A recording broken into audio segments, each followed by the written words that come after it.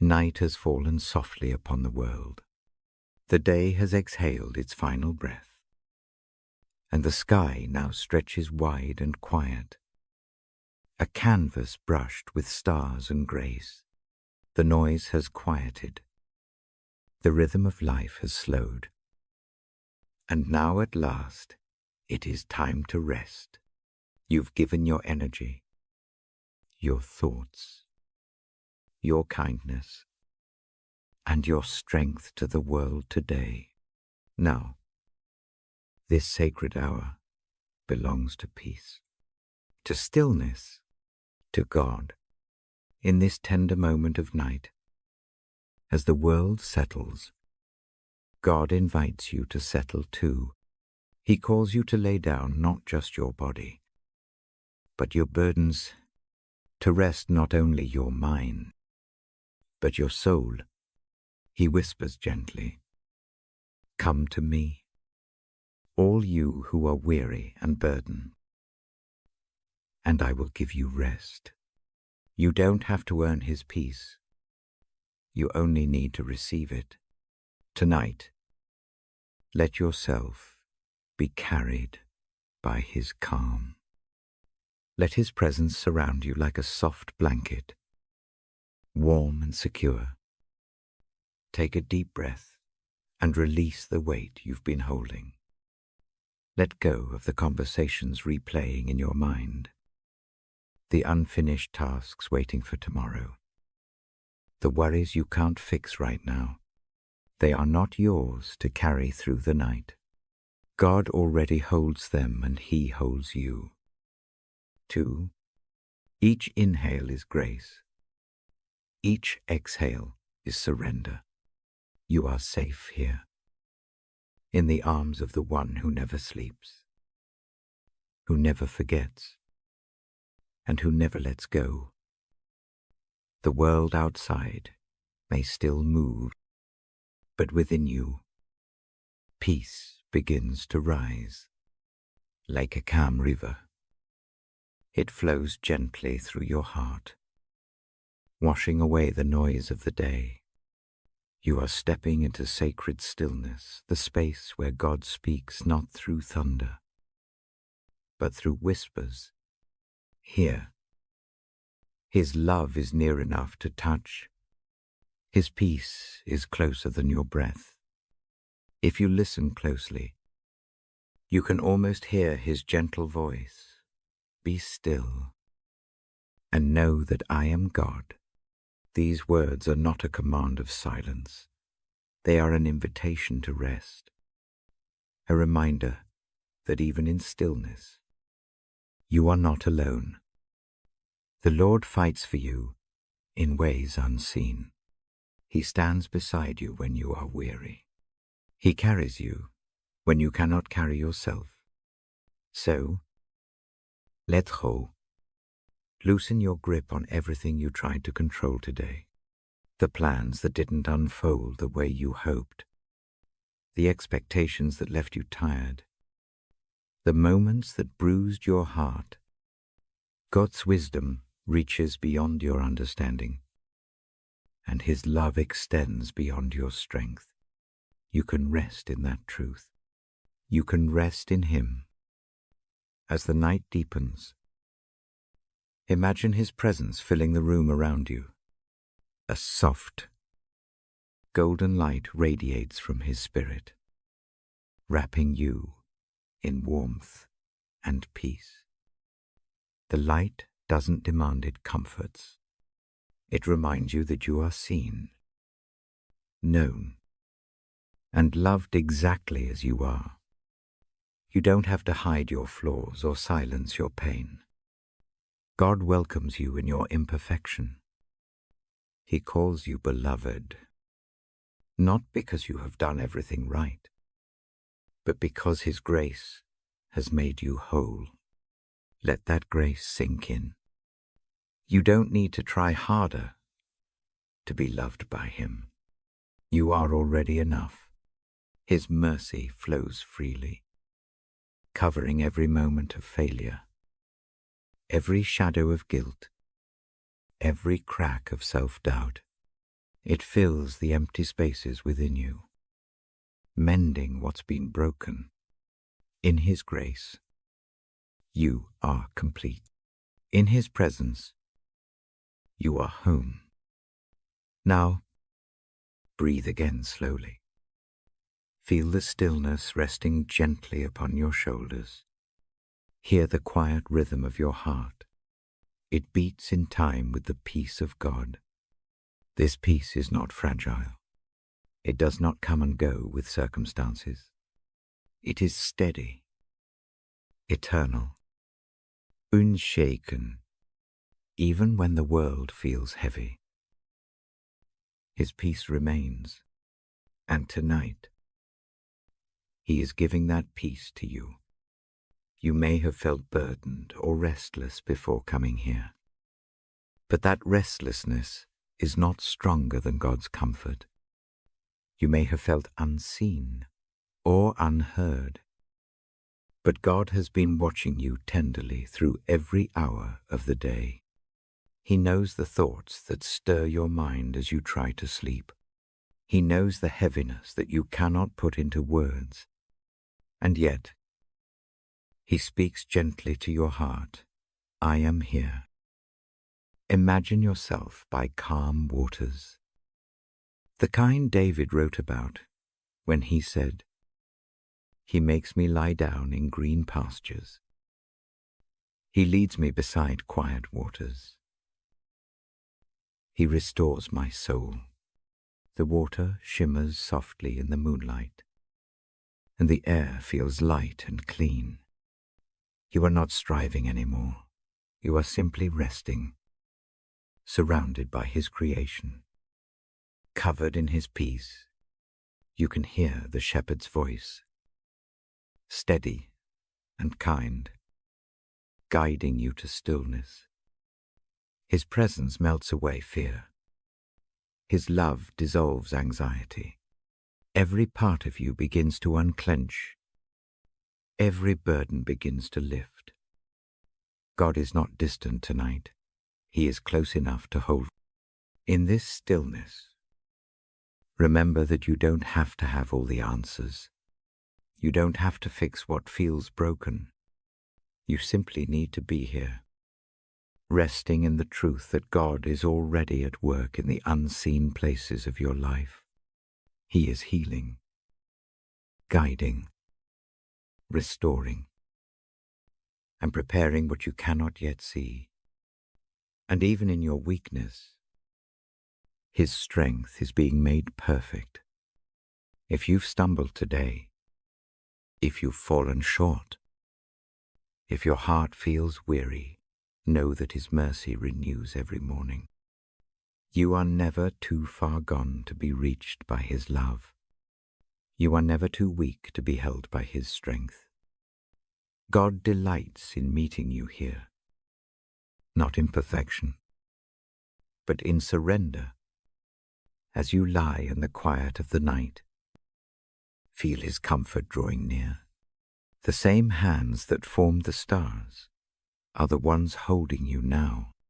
The same Spirit that calmed the raging sea now calms the waves of your heart.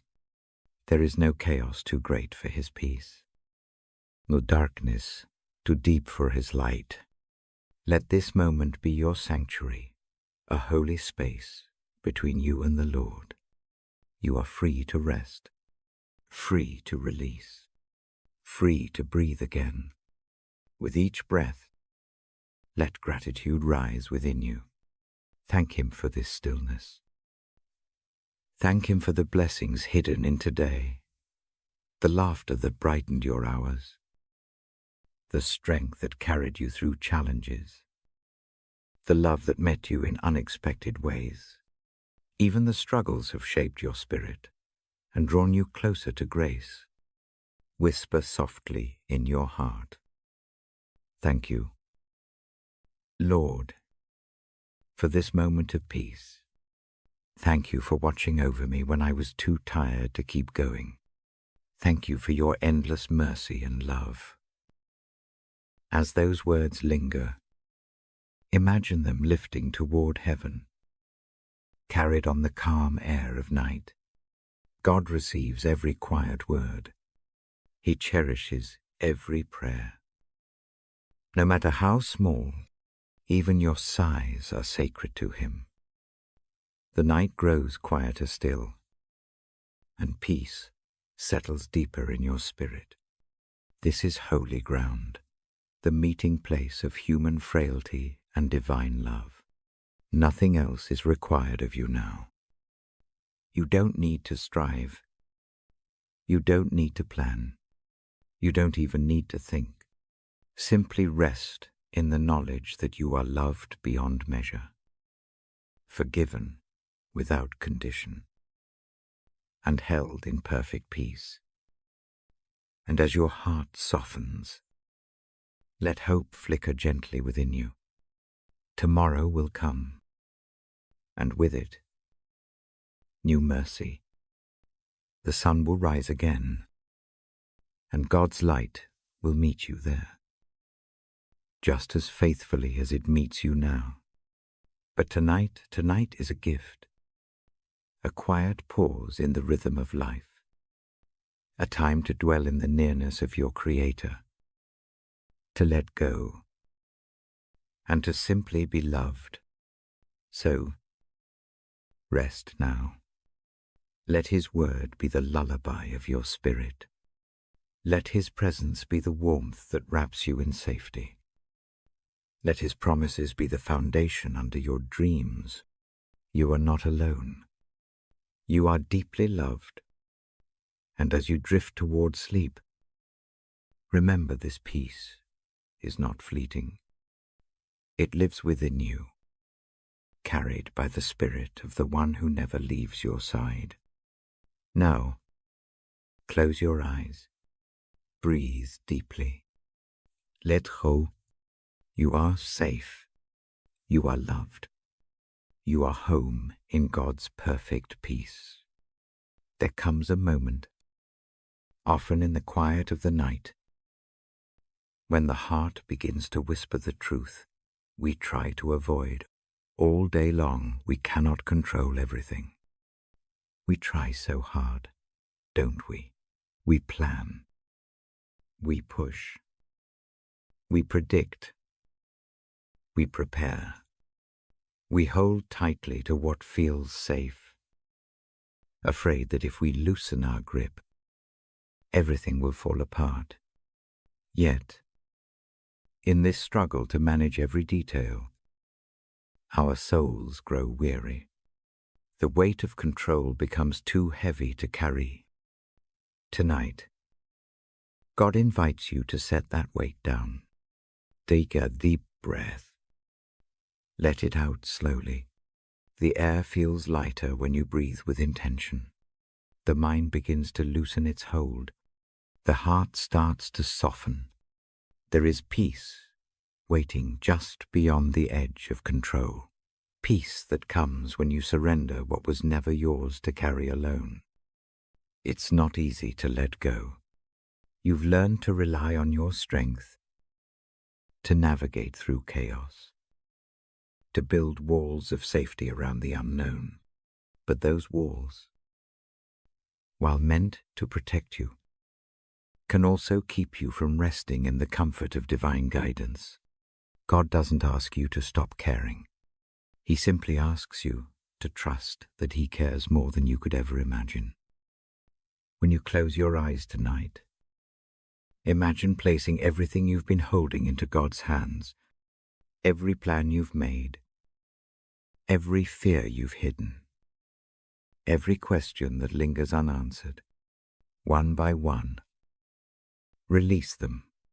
Feel the tension unravel as you whisper, God, I release my grip and surrender my path to your wise and loving hands. You are not losing control. You are being freed from the illusion that you ever had to hold it all yourself. The one who formed you knows your steps before you take them. He sees beyond the mountains of tomorrow and understands the valleys you haven't yet walked through. His plan for you is not fragile. His timing is not late. His wisdom does not fail. As you lie here, think of the words from Proverbs. Trust in the Lord with all your heart, and lean not on your own understanding. In all your ways acknowledge him, and he will make your paths straight. These words are not a reprimand. They are an invitation to breathe easier, to rest, to release the endless cycle of overthinking, and simply rest in the knowledge that your life is being held by hands far stronger than yours. Maybe today you faced uncertainty decisions that weighed on you, outcomes you couldn't control.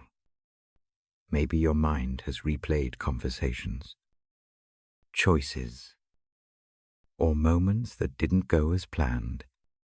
But tonight, the Lord whispers, you don't have to figure it out. I am already working in the silence. The same God who placed the stars in the sky knows how to guide your path. The same voice that calmed the storm speaks peace over your life now. You don't have to force the outcome. You don't have to understand the why. You only need to trust the who, the one who holds tomorrow in his hands. The human heart clings to certainty, but faith often lives in the mystery. God doesn't ask for blind obedience. He asks for surrendered trust. He knows your fears, your doubts, your worries about what comes next. He knows how hard it is to let go. But when you do, when you release your plans into his care, something sacred happens. Your anxiety gives way to peace. Your striving turns into stillness, and your burdens transform into quiet faith.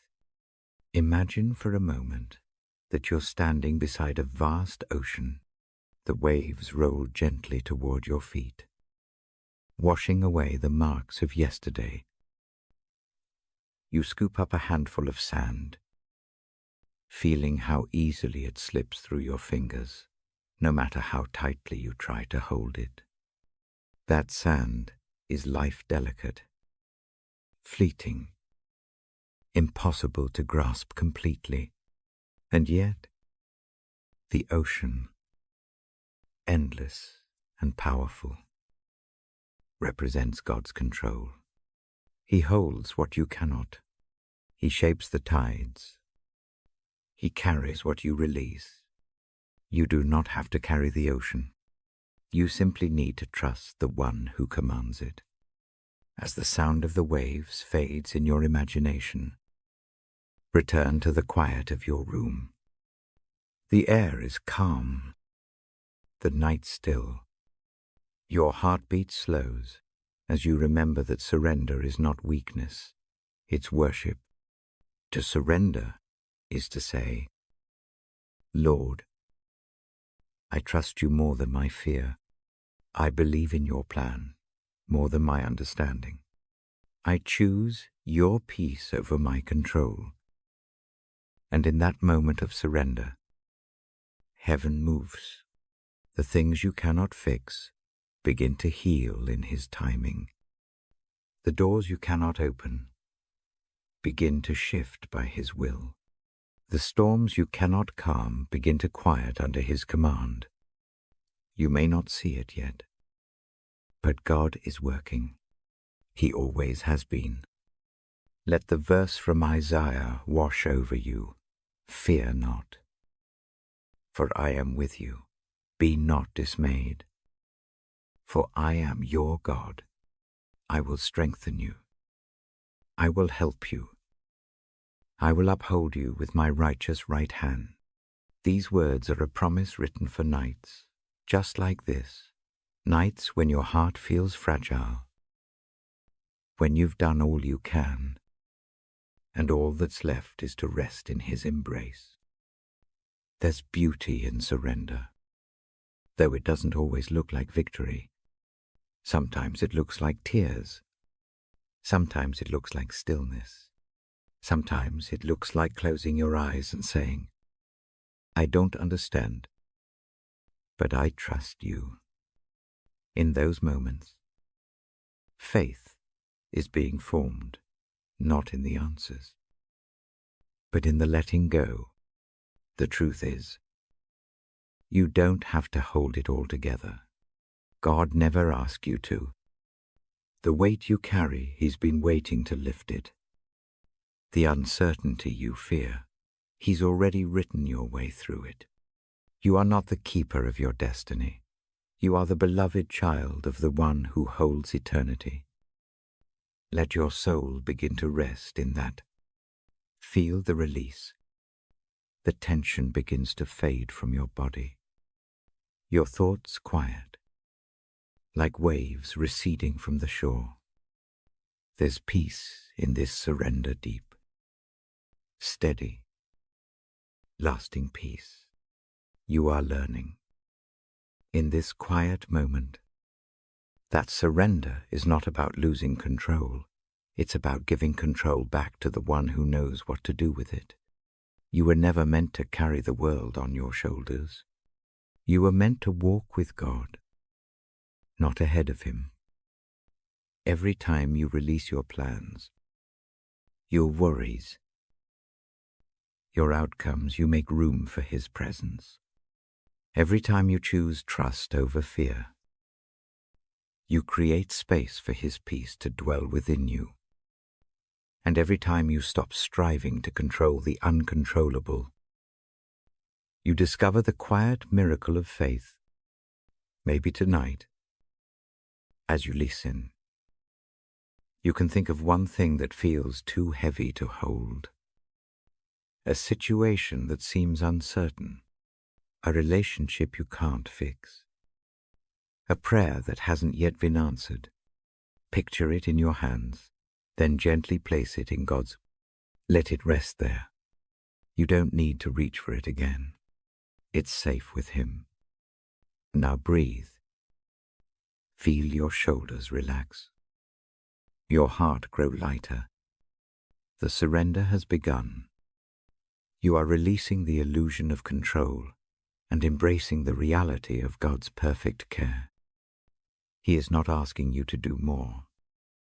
He is asking you to rest more, to trust more, to know that His hands are steady even when yours are tired. When you finally let go, something shifts inside you. The noise of fear begins to fade. The rhythm of peace takes its place.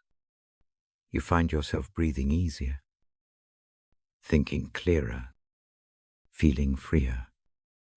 That is what happens when surrender meets faith. In this stillness, remember that surrender is not a single act, it's a rhythm. Each day, each night, you'll have moments to choose trust over control again. Some nights, you'll surrender with confidence. Other nights, you'll do it through tears. But every surrender draws you closer to the heart of God. Every moment of release deepens your rest in His presence. You don't have to understand His timing. You don't have to know the outcome. You only have to rest in the assurance that His ways are higher. His heart is kinder. And His purpose is perfect. So as you drift deeper into rest, picture yourself walking through a quiet path surrounded by light. Each step you take, you feel God's hand guiding yours. You don't see the whole road ahead, but you no longer need to. The peace of surrender is enough for tonight. You whisper one more prayer. Simple yet powerful Lord, I release my need to control. Teach me to trust You fully.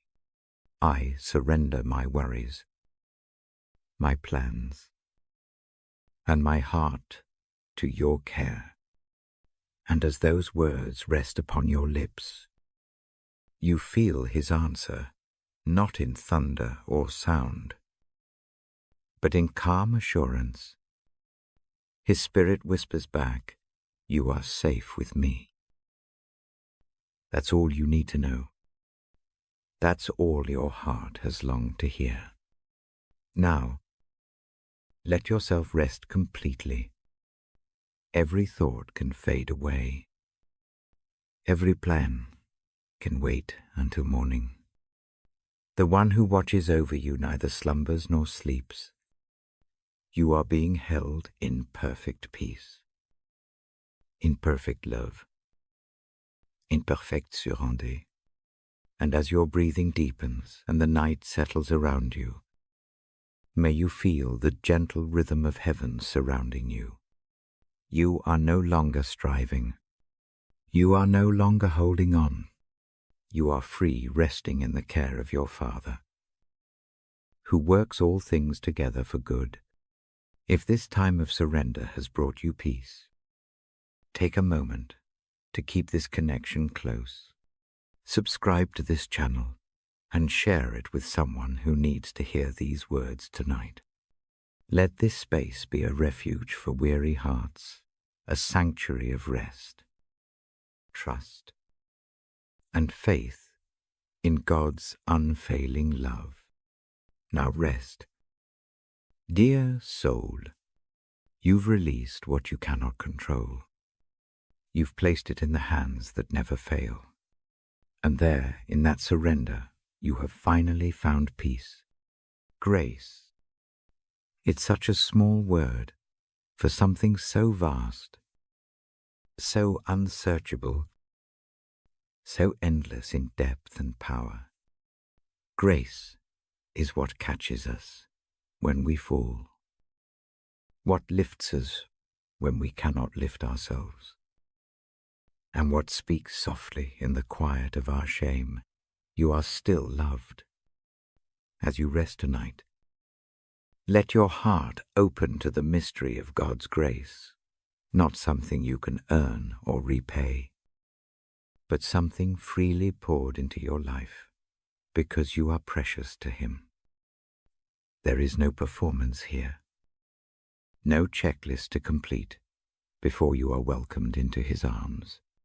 The beauty of grace is that it meets you right where you are, weary, flawed, uncertain, and says, "Come home." As the day fades and the world quiets, take a deep breath and release the thoughts that haunt you. You don't have to replay the moments you wish you could change. You don't need to fix every mistake before resting. Grace whispers, "It's enough to be still." God's heart toward you is one of mercy, not measurement. He doesn't count your worth by how well you handle the day, but by the love He placed within you from the beginning. That love has never diminished. No matter how far you've wandered or how many times you've fallen short, think of grace as the gentle tide that washes the shore clean every morning. Yesterday's footprints, yesterday's debris, all of it is carried away in the steady rhythm of mercy. You don't see the ocean strain to forgive. It simply flows. And so it is with God. He doesn't hesitate to extend forgiveness or love. His grace is not reluctant, it's abundant. You don't need to beg for it. You only need to receive it. As you lie in bed tonight, imagine that grace covering you like a warm blanket, not to hide your flaws, but to comfort you in them. The world may have demanded perfection today. You might have faced harsh words, criticism, or even your own disappointment in yourself. But grace doesn't echo those voices. Grace tells a different story. It says that even in your imperfection, you are chosen. Even in your weakness, you are seen. And even in your uncertainty, you are held. Sometimes we resist grace because we think we don't deserve it. We try to earn love, to prove our value through effort or achievement. But grace cannot be earned. It only thrives where surrender begins. God's grace is not a reward for good behavior. It's the breath that revives the broken. When you release the need to prove yourself, you make room for peace to settle deep within your spirit. You make room for God to move freely in your heart. Take a moment now to reflect on the day, not to judge it, but to bless it. Every misstep, every regret, every word you wish you could take back, bring it into the light of grace. God already knows it all, and still He smiles upon you. His grace is not conditional, it is constant. When you confess, you are not bringing something new to His attention. You are simply agreeing with the truth that grace has already covered it. Picture yourself standing in a gentle rain, not cold or harsh, but soft and renewing. That's what grace feels like. It falls freely, washing away the dust and heaviness of the day. You don't have to run for cover. You only need to lift your face and let it fall upon you.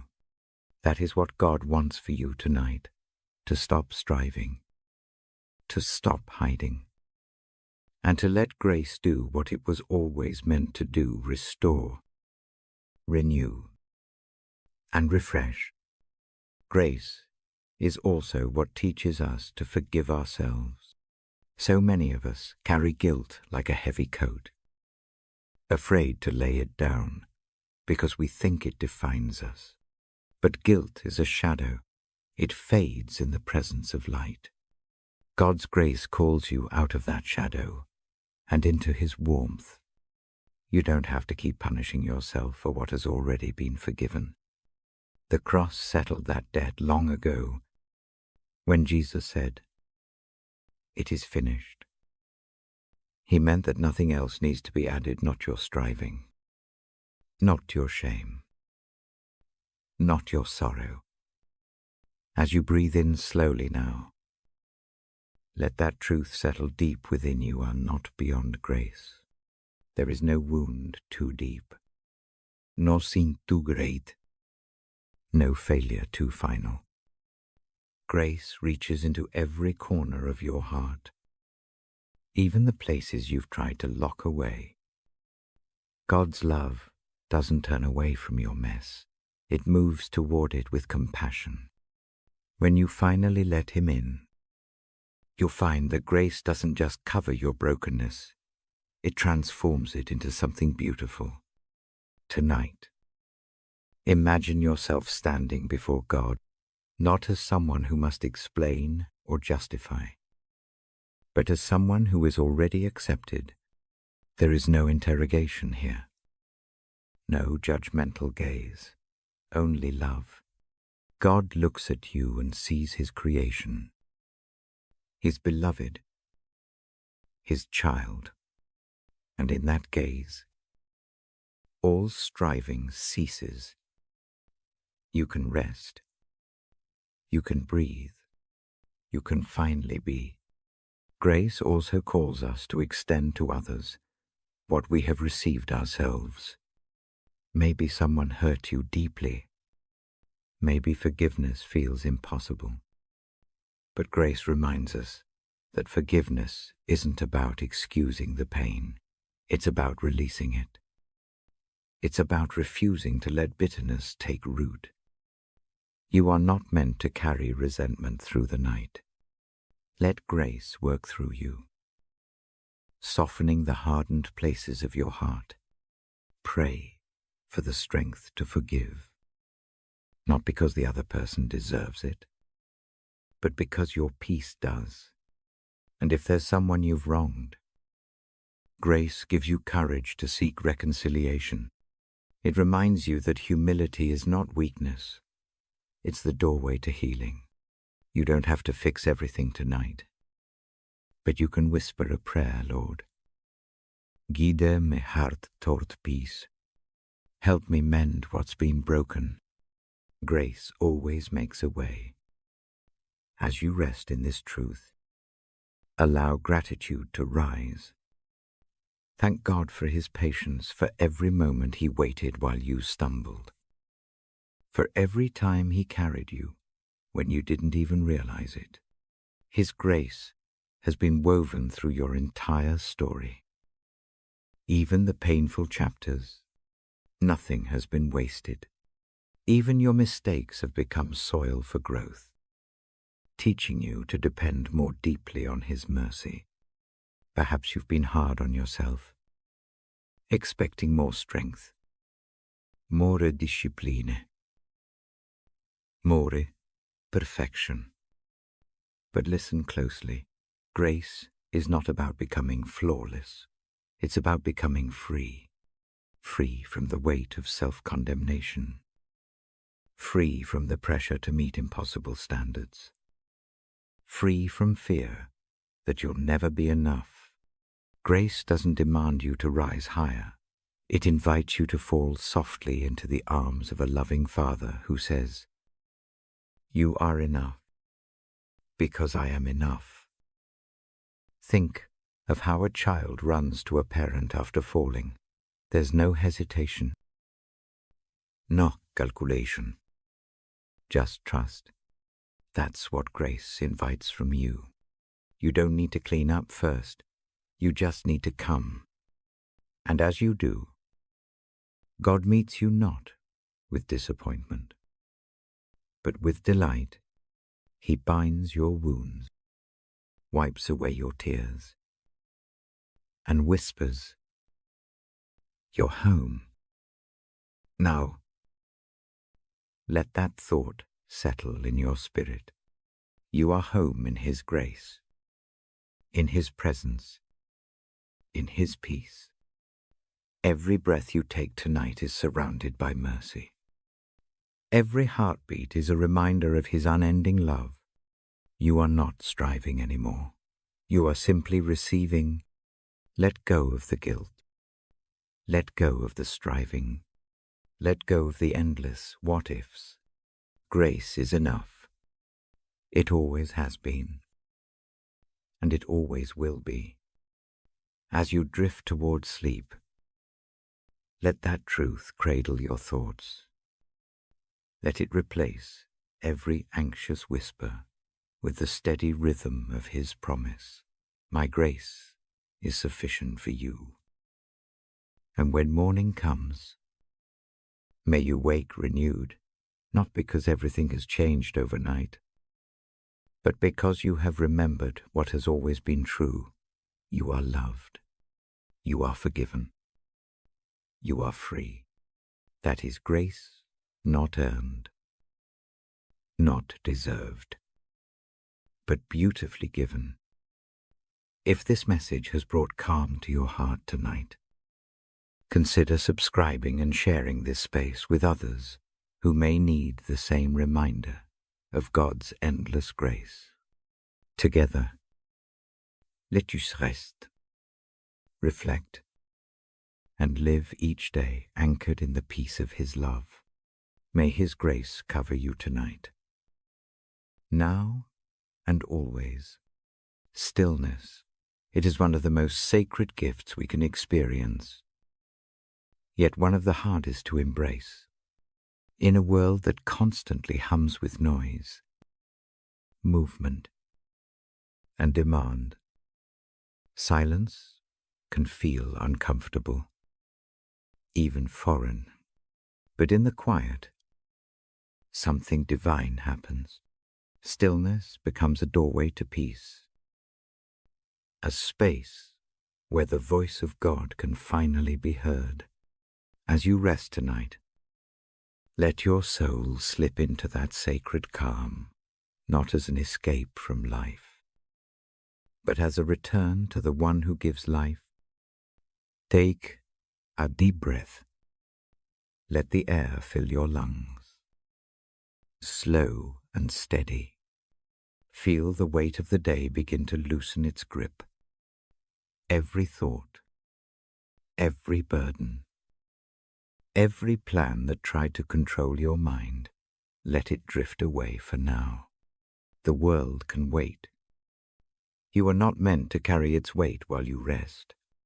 In this moment, there is only you and God, nothing to prove, nothing to achieve, nothing to fix, just being, just breathing, just resting in His stillness. Stillness is not the absence of life, it is the rhythm of grace. When you quiet your mind, you start to notice the gentle pulse of creation, the whisper of wind through trees, the steady beating of your heart, the subtle hum of peace beneath all the chaos. God is present there. In that hidden harmony, He speaks not through thunder or fire, but in the soft whisper that comes only when the world grows quiet enough to hear, "Be still, and know that I am God." Those words are not a command to stop existing. They are an invitation to remember that you are held, that you are guided, that the one who shaped the stars is not far from you. In stillness, you remember who you are, not what the world says, not what fear tells you, but what truth reveals. You are beloved. You are seen. You are safe. The stillness of God is not empty.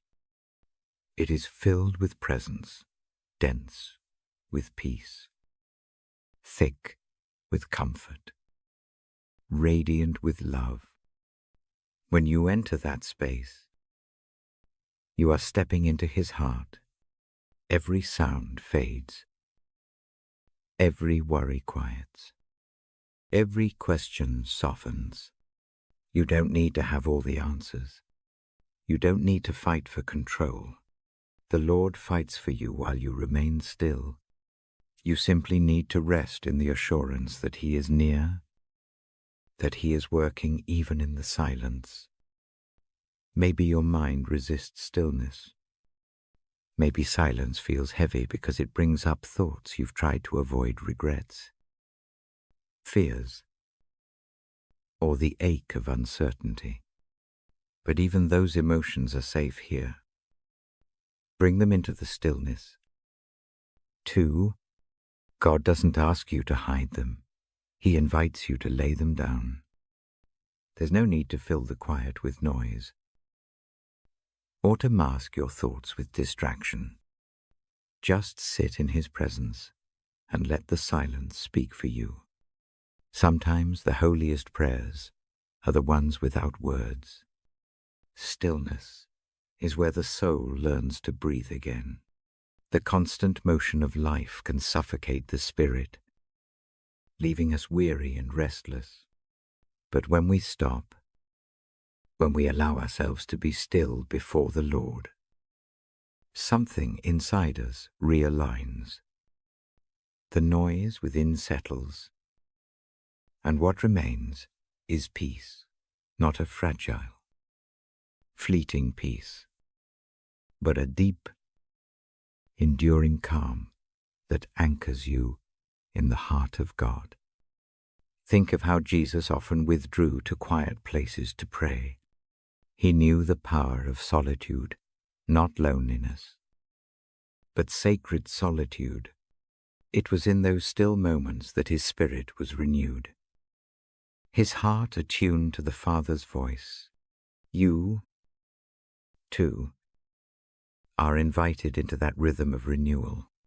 The world may push you to do more, to move faster, to fill every silence. But God's voice calls you to slow down, to rest, to simply be. As you lie there tonight, imagine yourself in a quiet meadow under the soft light of the moon. The air is cool. The sky wide and endless. There is no rush, no demand, no clock ticking. Just the steady rhythm of your breath and the peaceful hum of creation around you. In that place, God meets you. He sits beside you in the stillness, not demanding words, not requiring action, but simply offering presence. You are enough, just as you are. The stillness of the night is not empty space, it's holy ground. It's the moment when heaven leans close to earth, when your heart can finally rest in its rightful home. In that stillness, you can release what you've been holding, the stress, the anxiety, the endless thinking. You can whisper, Lord, I trust you, and know that those words are enough. Stillness is an act of trust. It's admitting that you don't have to keep the world spinning, that you don't have to solve every problem tonight. God is still God when you are silent. He is still in control when you are at rest. The earth doesn't stop turning when you close your eyes, and His grace doesn't stop flowing when you stop striving. In fact, it's in your stillness that He often works most deeply, mending what's broken, calming what's restless, strengthening what's weary. Sometimes we think peace will come when everything around us settles, when the to-do list is done, when the future is certain, when our hearts stop aching. But the truth is, peace doesn't wait for circumstances to change. Peace is found right here, in the stillness of this moment, because peace is a person, and His name is Jesus. When you sit quietly with Him, when you breathe in His presence, you find that calm that surpasses understanding. Let the stillness wash over you like gentle waves on the shore. Feel each thought that once raced through your mind begin to slow. Each worry soften. In this quiet, let gratitude rise. Thank God for this pause, this moment of peace that asks nothing of you but presence. You don't have to fill the silence. Let it fill you. Let it fill every tired space in your soul. Every corner where fear once lived. Stillness is where transformation begins. It's where God softens hearts, hardened by hurry. Where He reminds you that your worth isn't tied to your productivity. You are not loved because of what you accomplish. You are loved because of who you are, His creation, His child, His beloved. In stillness, the truth becomes clear again. If your thoughts wander tonight, don't fight them. Just gently return to your breath, to the sound of peace, to the presence of God surrounding you. Imagine His hand resting upon you, steady, kind, sure. Feel the calm settle deeper. Each breath you take is a prayer. Here I am. Lord, I am still. In the stillness, you might begin to notice His whispers, a quiet assurance that you are not alone. Perhaps He reminds you of a promise, or simply fills you with warmth. Don't rush it. Let the stillness speak what words cannot. Some of God's greatest work happens in the silent spaces between your thoughts. You might recall times when you tried to force solutions, when you pushed against life's flow, trying to make things happen in your timing. And yet here, in stillness, you realize that peace doesn't come from control, It comes from surrender. It comes from trusting that God is already at work, weaving good things in unseen ways. When you let go of the need to understand, you make room for wonder. When you stop trying to manage everything, you finally let Him move. So tonight, let go of the noise, the inner chatter, the external rush, the endless noise of should and must. Let them all fade into the background. What remains is peace. What remains is God. His stillness is not empty. It's alive with promise. Breathe deeply again.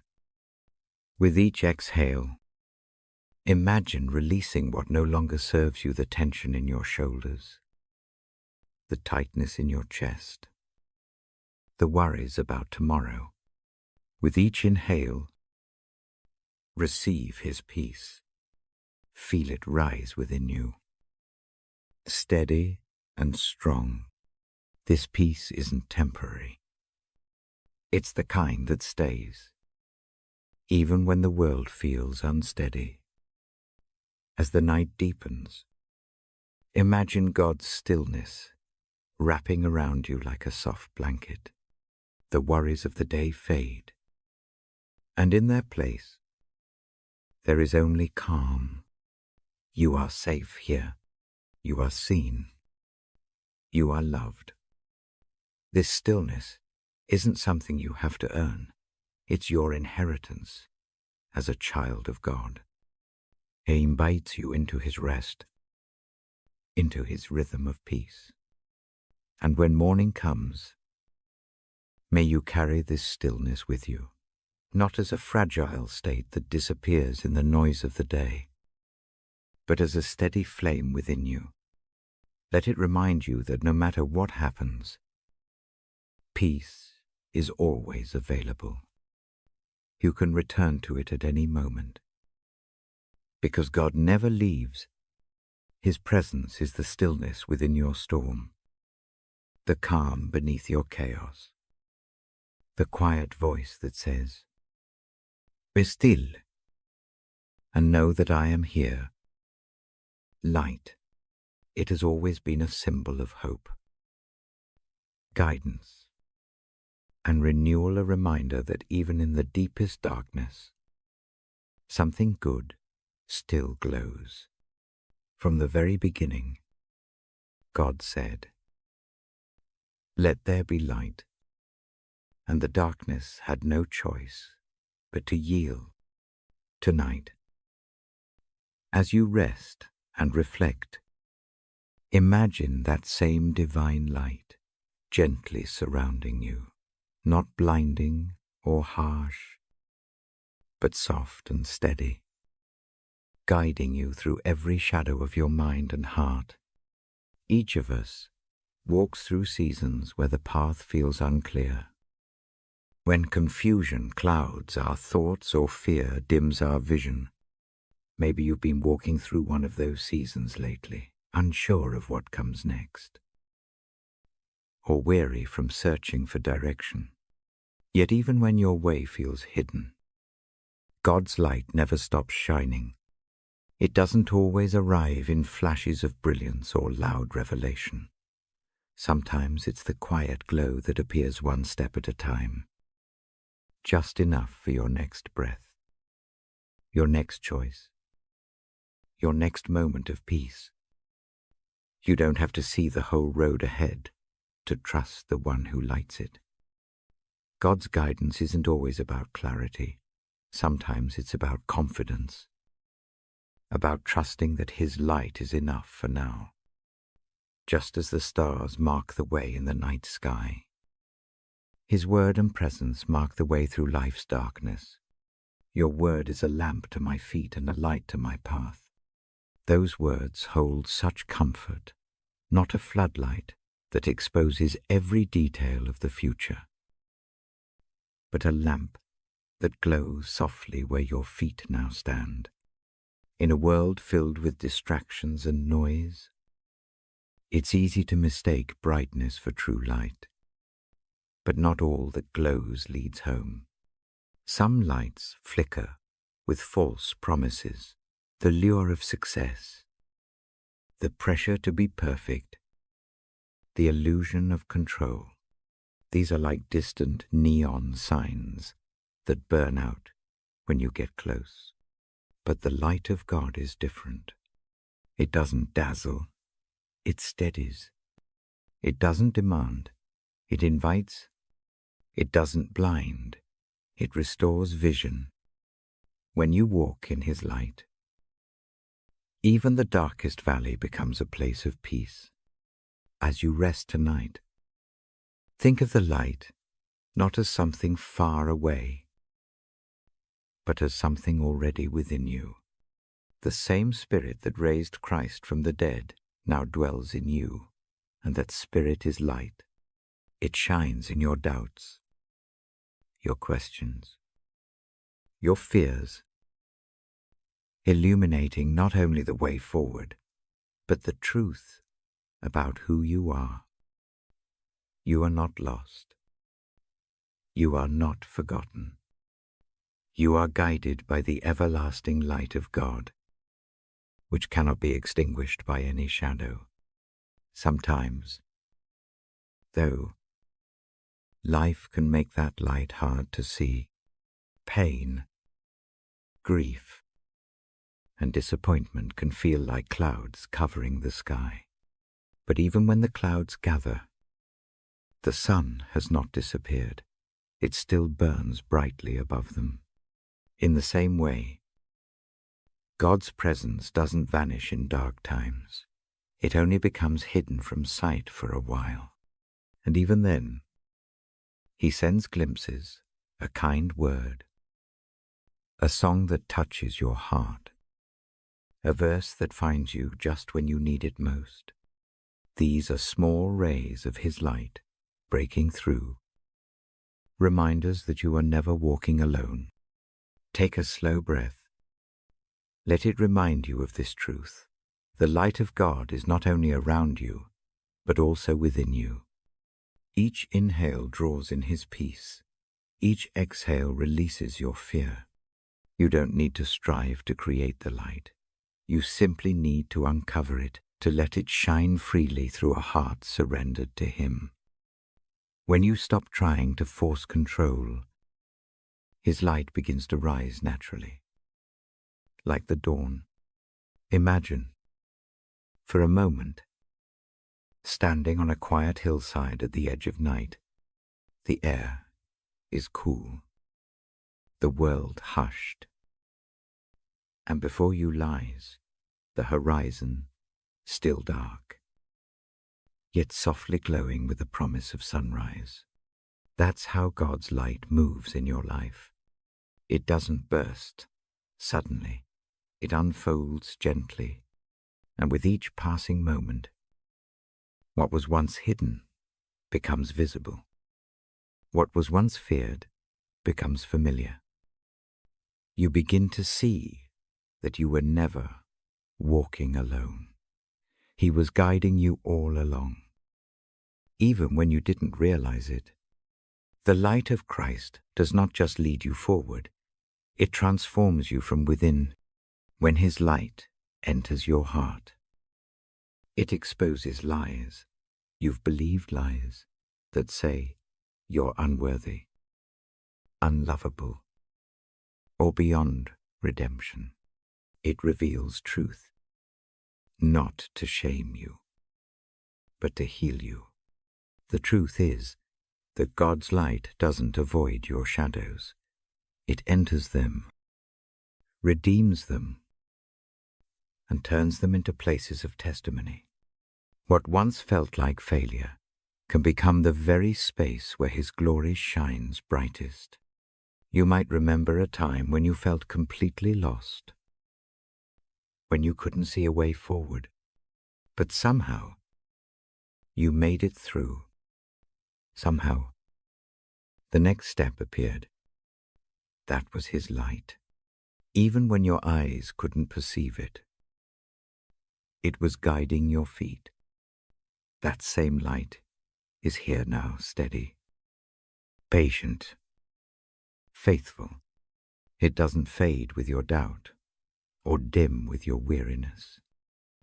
It waits quietly for you to notice it again, to follow where it leads. There's a gentle power in trusting the light. It doesn't rush you. It doesn't pressure you. It simply illuminates what's next, teaching you to walk by faith, not by sight. The truth is, if we could see everything ahead of us, we wouldn't need faith at all. But faith grows in the dark when you choose to keep walking, even when you can only see the next step, and every step you take in trust draws you closer to peace. As you rest, let the image of light guide your thoughts. Imagine it filling the room, a golden glow that wraps around you. Soft but strong, it seeps into every corner of your heart, touching the tired places, healing the anxious ones. The light of God doesn't demand perfection. It offers renewal. It doesn't ask for explanation. It offers understanding. You can lay your confusion down in this light, and it will not condemn you. It will comfort you. And in that comfort, you may begin to notice new clarity. Perhaps the answer to something you've been praying about starts to form, not as a sudden revelation, but as a quiet peace that tells you what to do next. That's often how divine guidance works, not as a booming voice, but as a steady assurance within.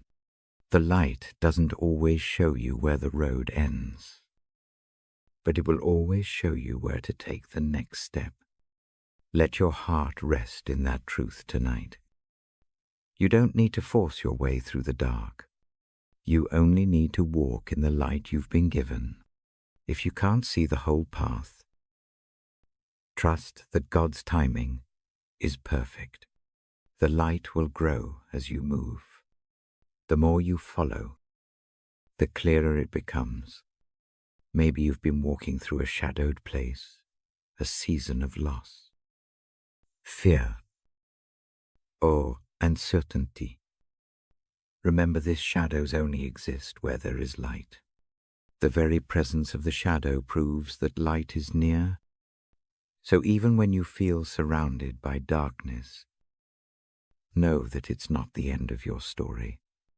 The light of God is just beyond what you see, ready to rise again. As it always does, there's a kind of peace that comes when you stop running and start trusting. When you let the light lead, you no longer have to chase direction. It finds you. The one who lights your path knows every step ahead. He sees what you cannot see. He knows where you're meant to be, and he will not let you miss it. Let this truth become your lullaby. Tonight, you are guided, protected, and loved by a God who never sleeps. His light watches over you even as you close your eyes. When you wake, his mercies will greet you like morning sunbeams, breaking through the window soft, warm, and new. As you drift towards sleep, whisper this prayer in your heart, Lord. Guide me with your light. When I cannot see, help me to trust. When I grow weary, remind me that you walk beside me. Let your light dwell within me, that I may shine your peace into the world. Then, release the day, release the questions, release the worry. You are safe in his glow. His light is not just around you, it is in you. It moves through you, and no darkness can overcome it. May this light guard your rest, calm your spirit and renew your hope. Tomorrow will come with its own light, new strength, new mercy, new clarity. But for now, rest in the radiance of His presence. You are guided. You are loved. You are seen by the light that never fades. If this message has brought peace to your heart, consider subscribing and sharing this space with others who may need to be reminded of God's light tonight. Together, let us walk in that eternal glow, steady, warm, and unwavering, guided always by the light of His love. There comes a time in every believer's walk when the weight of perfection begins to crumble beneath the truth of grace. We strive, we plan, we pray, and still we fall short. We miss the mark. We lose our patience. We forget to love as deeply as we should. And yet, even in these moments, especially in these moments, God's presence remains. His love doesn't waver because of our flaws. It meets us there, right in the middle of our imperfections, and calls us home. Tonight, as you rest, let these words sink in. You do not have to be perfect to be loved by God. You simply have to be willing to receive His grace. We live in a world that glorifies achievement and filters every flaw. We're taught to hide our weaknesses, to polish every detail, to prove our worth through how close we come to being flawless.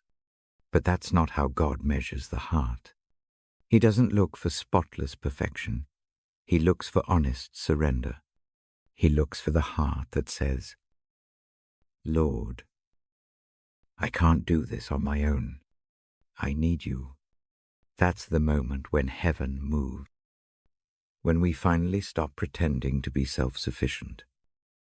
The Spirit fills the empty places with peace. Think of the disciples, ordinary men with doubts, tempers, fears, and misunderstandings, yet chosen by Jesus to carry His message to the world. Peter denied Him. Thomas doubted Him. James and John argued about who was greatest, and still, Jesus loved them. Still, He called them friends. He saw beyond their imperfections to what they could become through His grace. And that same grace is what reaches into your life tonight, reminding you that your worth was never tied to your performance. It was sealed at the cross, written in love that cannot be undone. Accepting imperfection is not giving up on growth. It's releasing the lie that you have to earn love, to deserve peace. It's recognizing that sanctification is a process, an unfolding journey, not a checklist. God isn't impatient with you when you stumble. He doesn't stand at a distance waiting for you to get everything right. Instead, He walks with you, step by step, teaching you to trust His mercy more than your own ability. Every time you fall and rise again, grace is doing its quiet work, softening your heart, shaping your faith, deepening your humility. When we hold ourselves to impossible standards, we often forget that God never asked us to carry that burden. He invites us to rest in His strength, not our own. My grace is sufficient for you. He says, for my power is made perfect in weakness. Those words aren't meant to shame us. They're meant to set us free. The places where you feel most inadequate are the very places where His light can shine the brightest. Your imperfection becomes a window through which His perfection is revealed.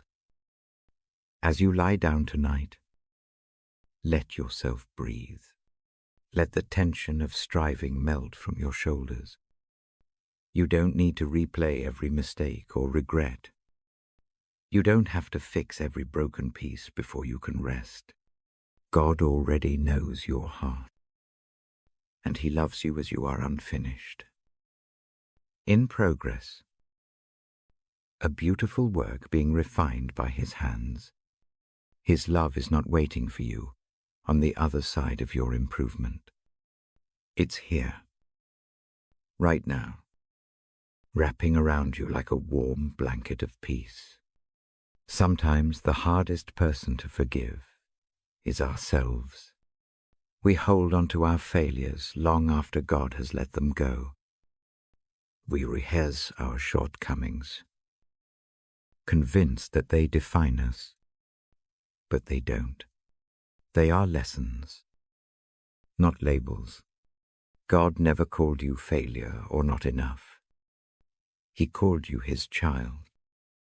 And nothing can separate you from that truth. Not your mistakes, not your doubts, not your imperfections. The more you learn to accept this truth, the freer your soul becomes to rest in the love that has always been yours. There's something sacred about imperfection. It humbles us. It teaches us compassion. It draws us closer to others because it reminds us that we all fall short. When you can look at your flaws and still see yourself as beloved, you begin to see others through that same lens of grace. You stop comparing, stop competing, stop measuring worth by standards the world created.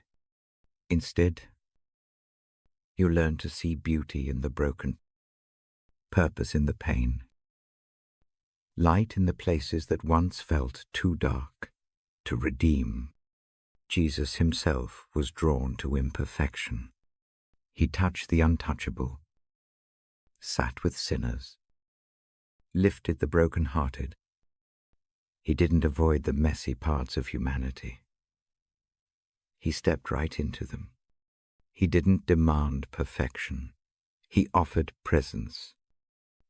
When the woman caught in adultery was brought before Him, He didn't condemn her. He didn't list her wrongs. He simply said, "Neither do I condemn you. Go and sin no more." That's the essence of grace, truth, and mercy intertwined. Forgiveness without shame. Love without condition. Imagine if you could look at yourself tonight through the eyes of Jesus, how much gentler your thoughts would be. You'd see the same person. He sees someone worthy of love, capable of healing, destined for redemption. You'd stop striving to be flawless and start resting in being faithful. You'd stop trying to earn what has already been given freely. The truth is, imperfection is part of being human. Even creation itself reflects it, the unevenness of mountains, the cracks in the desert ground, the ebb and flow of the tide. God's beauty doesn't depend on symmetry or precision. It's born in diversity and depth. So too is the beauty of your soul. The scars, the lessons, the seasons of struggle, they tell a story of grace unfolding. They are evidence that God has been with you every step of the way. When you wake tomorrow, you might still face the same challenges, but you can meet them differently. Instead of demanding perfection, invite presence. Instead of striving for control, choose serenité. Let every imperfection remind you that you are still growing, still learning, still being molded by the hands of a perfect Creator. When you make peace with your imperfections, you open the door for peace to dwell within you. As you drift towards sleep, imagine the Lord standing beside you, not with judgment, but with tenderness. His hands are gentle, his eyes full of compassion. He whispers your name softly, reminding you that you are his. Every flaw, every fear, every wound, he knows them all. And still, he calls you beloved. Let that truth cradle your heart tonight. Let it dissolve every ounce of shame or striving. You are not defined by what you've done or failed to do. You are defined by his love. Breathe deeply now. Feel the rhythm of grace in your chest. With every breath, release the need to be perfect. With every exhale, let go of self-criticism and regret. Let peace settle where pressure once lived. You are enough. Right here, right now, simply because God says you are. Tomorrow will come with new opportunities to learn, to grow, to love, to forgive. But for now, rest in the truth that grace is not earned, it's received. God is not waiting for you to fix yourself before he draws near. He's already here, surrounding you in perfect love. His light shines through the cracks, and in those cracks, beauty is born. So tonight, as your eyes grow heavy and your heart grows still, may this truth linger within you. Your imperfections are not obstacles to God's love. They are invitations. Invitations to trust more deeply, to surrender more fully, and to rest more completely in the one who is perfect in love. There is a quiet place. The world cannot touch, a sanctuary within the soul, where words fade and only presence remains. It's in that sacred stillness that prayer lives. Prayer is not always about speaking. Sometimes it's about breathing. It's about resting your weary heart in the hands of God and trusting that he understands what even you cannot put into words. Tonight, as the noise of the day begins to fade, let your spirit slip into that space. Let every anxious thought soften. Let every fear unravel. You are stepping into communion, into the heart of divine peace, into the solace that prayer brings. Prayer is not about perfection or eloquence. It's about honesty. God doesn't need beautifully crafted phrases. He listens for sincerity. He hears the tremble in your voice, the sigh in your breath, the silence between your words. Every whisper matters. Every longing, every tear, every unspoken ache is heard by the one who knit you together in love. There's no distance between your pain and his presence. No barrier that prayer cannot cross. Even when your faith feels fragile, prayer bridges the gap between your uncertainty and his unchanging grace. When life becomes heavy, prayer becomes the breath that sustains you. You don't have to know what to say. You don't have to fix what's broken before you come to him. You simply come as you are, where you are. God meets you there. He always does. His presence doesn't depend on your perfection. It rests on his promise. And that promise is steady, eternal, and full of mercy. Close your eyes for a moment. Imagine kneeling before a gentle light that knows your every struggle.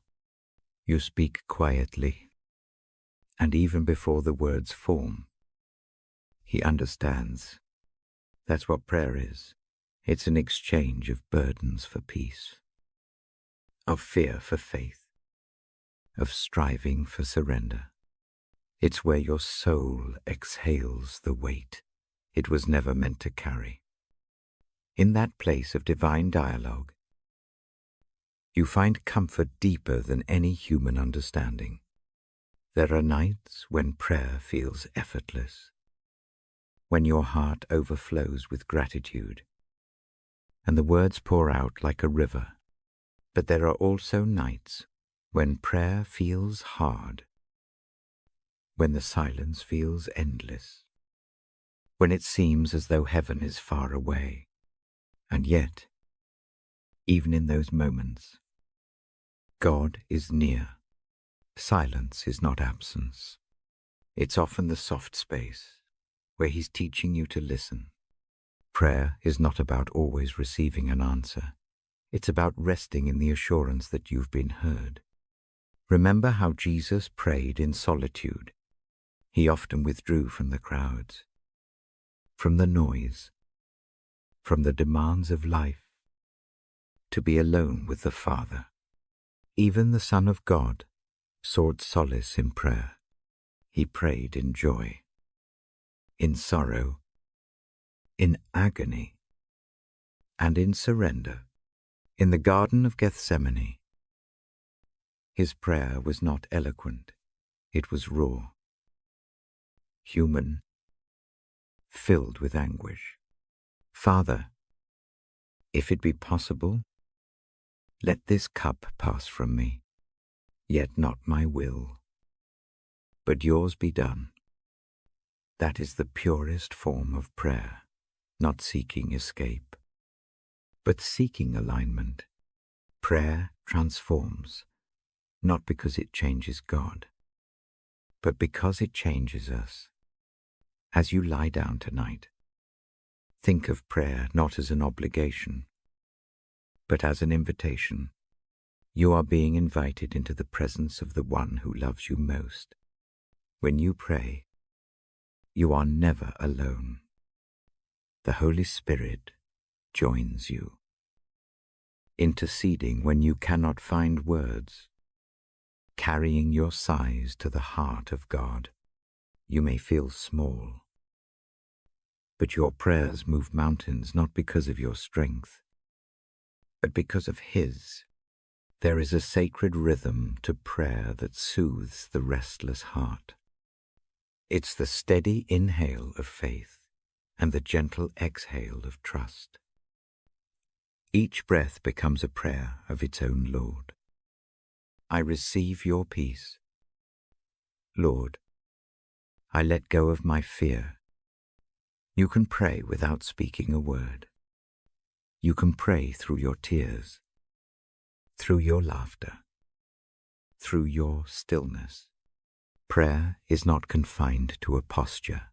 It's the posture of your heart that matters.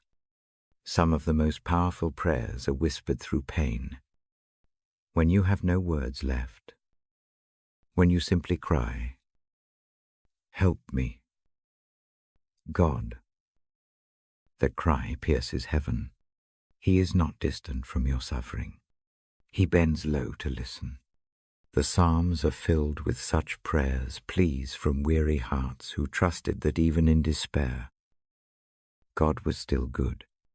David prayed through failure and fear, through joy and victory. His prayers remind us that God welcomes every emotion. You don't have to hide your sorrow or sanitize your pain before you come to Him. Prayer is the safest place to bring it all. In prayer, you don't have to pretend.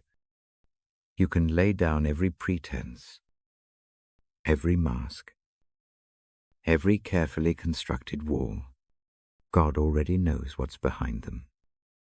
And still, He waits with open arms. You can tell Him you're angry, confused, or tired. You can tell Him you're grateful, hopeful, or lost. He can handle it all. His love is not fragile. His presence is not conditional. He is a father who delights in hearing the voice of his children. Sometimes, prayer is simply listening, sitting quietly in the presence of the one who made you and letting his peace wash over you. In that stillness, clarity often rises. Answers unfold, not as thunderclaps, but as gentle whispers. God speaks through peace more often than through noise. And when your heart grows still enough to listen, you'll find that he has been speaking all along. Tonight, as you prepare for rest, allow prayer to become your lullaby. Let every thought be a conversation, every breath an act of trust. Pray for peace, for strength, for understanding, but also pray for stillness, for surrender, for the grace to simply be. When you wake tomorrow, continue the conversation. Let prayer weave through your day like sunlight through trees, soft, constant, and life-giving. There is solace in prayer because prayer reminds you that you are never unseen. God knows your name, your needs, your heart's secret hopes. Every time you turn to him, even for a moment, you are acknowledging that you are not alone in this vast and noisy world. You are walking with the one who holds it all together, and that realization brings a deep, unshakable peace. Think of prayer as the heartbeat of your soul. It keeps your spirit alive, connected, and grounded in divine love. You can pray in the morning light, in the middle of the storm, or in the quiet darkness of night. You can pray while working, driving, resting, or simply existing. God is not limited by time or place. His presence fills every moment, and prayer is how you touch that presence. If your prayers feel unanswered, remember this silence does not mean abandonment. Sometimes, God's quietness is his way of guiding you deeper, calling you to trust beyond what you can see. The waiting itself can be holy, for in the waiting, faith is strengthened, patience grows, and peace takes deeper root. God's timing is not always swift, but it is always sure. Let your final prayer tonight be simple, Lord. Thank you for being here. There's power in those words. Gratitude opens the heart. It shifts your focus from what's missing to what's present, from what you fear to what you trust. Thank him for the breath in your lungs, for the bed beneath you, for the promise of a new morning. Thank him for listening, for understanding, for never turning away.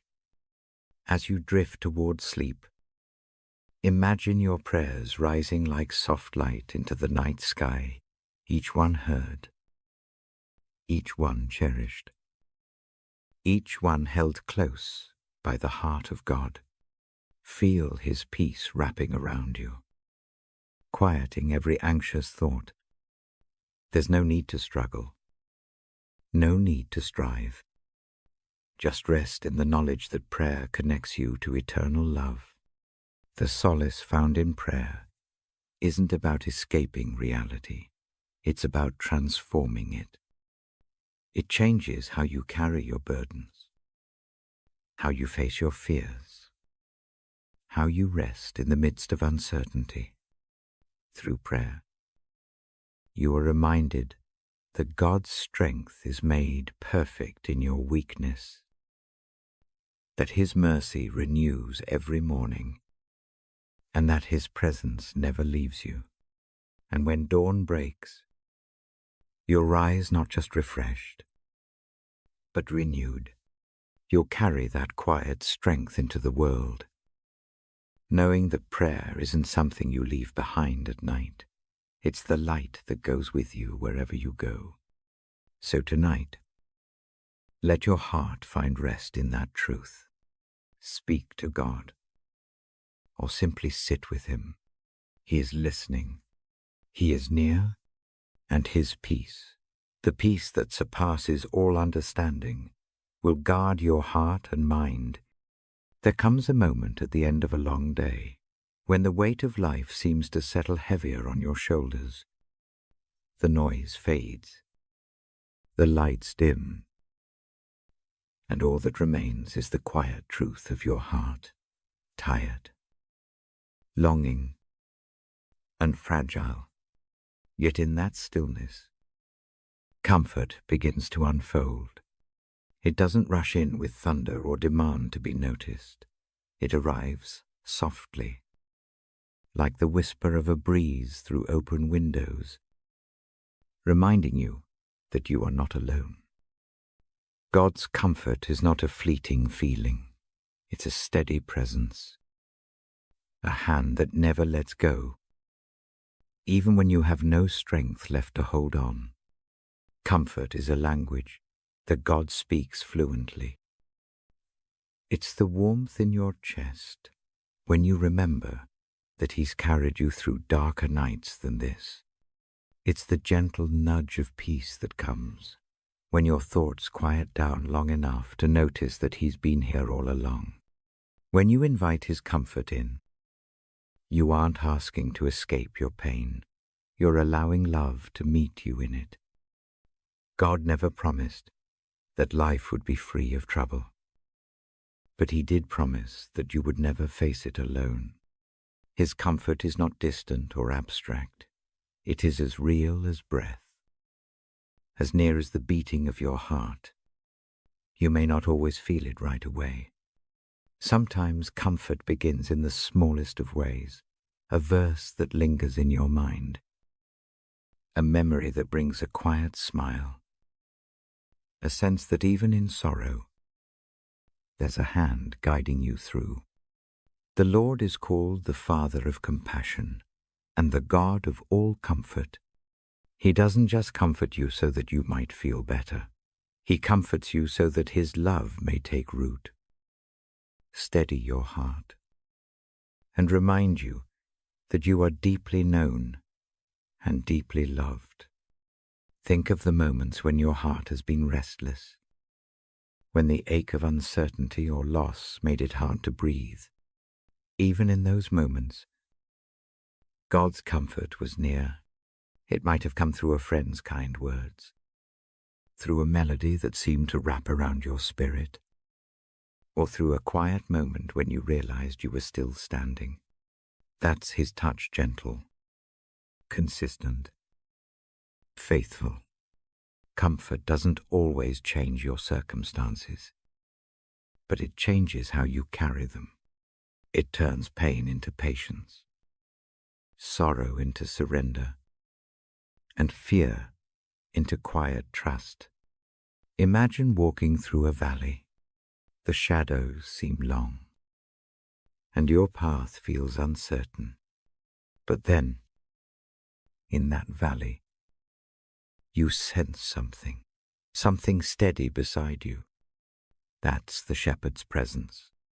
His rod and His staff, they comfort you, not because the valley is gone, but because you are no longer walking it alone. The shepherd doesn't rush you through the valley. He walks with you, step by step, at your pace, carrying what you cannot. That is the essence of divine comfort. It doesn't remove the struggle, but it transforms it into holy ground. Sometimes we resist comfort because it asks us to stop fighting. It invites us to rest, to surrender our need to understand, or to control. But God's comfort is most powerful when we let go of our defenses and simply allow ourselves to be held. Like a child resting in a parent's arms. You are safest when you stop striving and start trusting. Comfort doesn't come from having all the answers. It comes from knowing who holds them. There's a profound beauty in realizing that God's comfort is not conditional. You don't have to earn it by being strong, or faithful, or joyful. It's not reserved for those who seem to have it all together.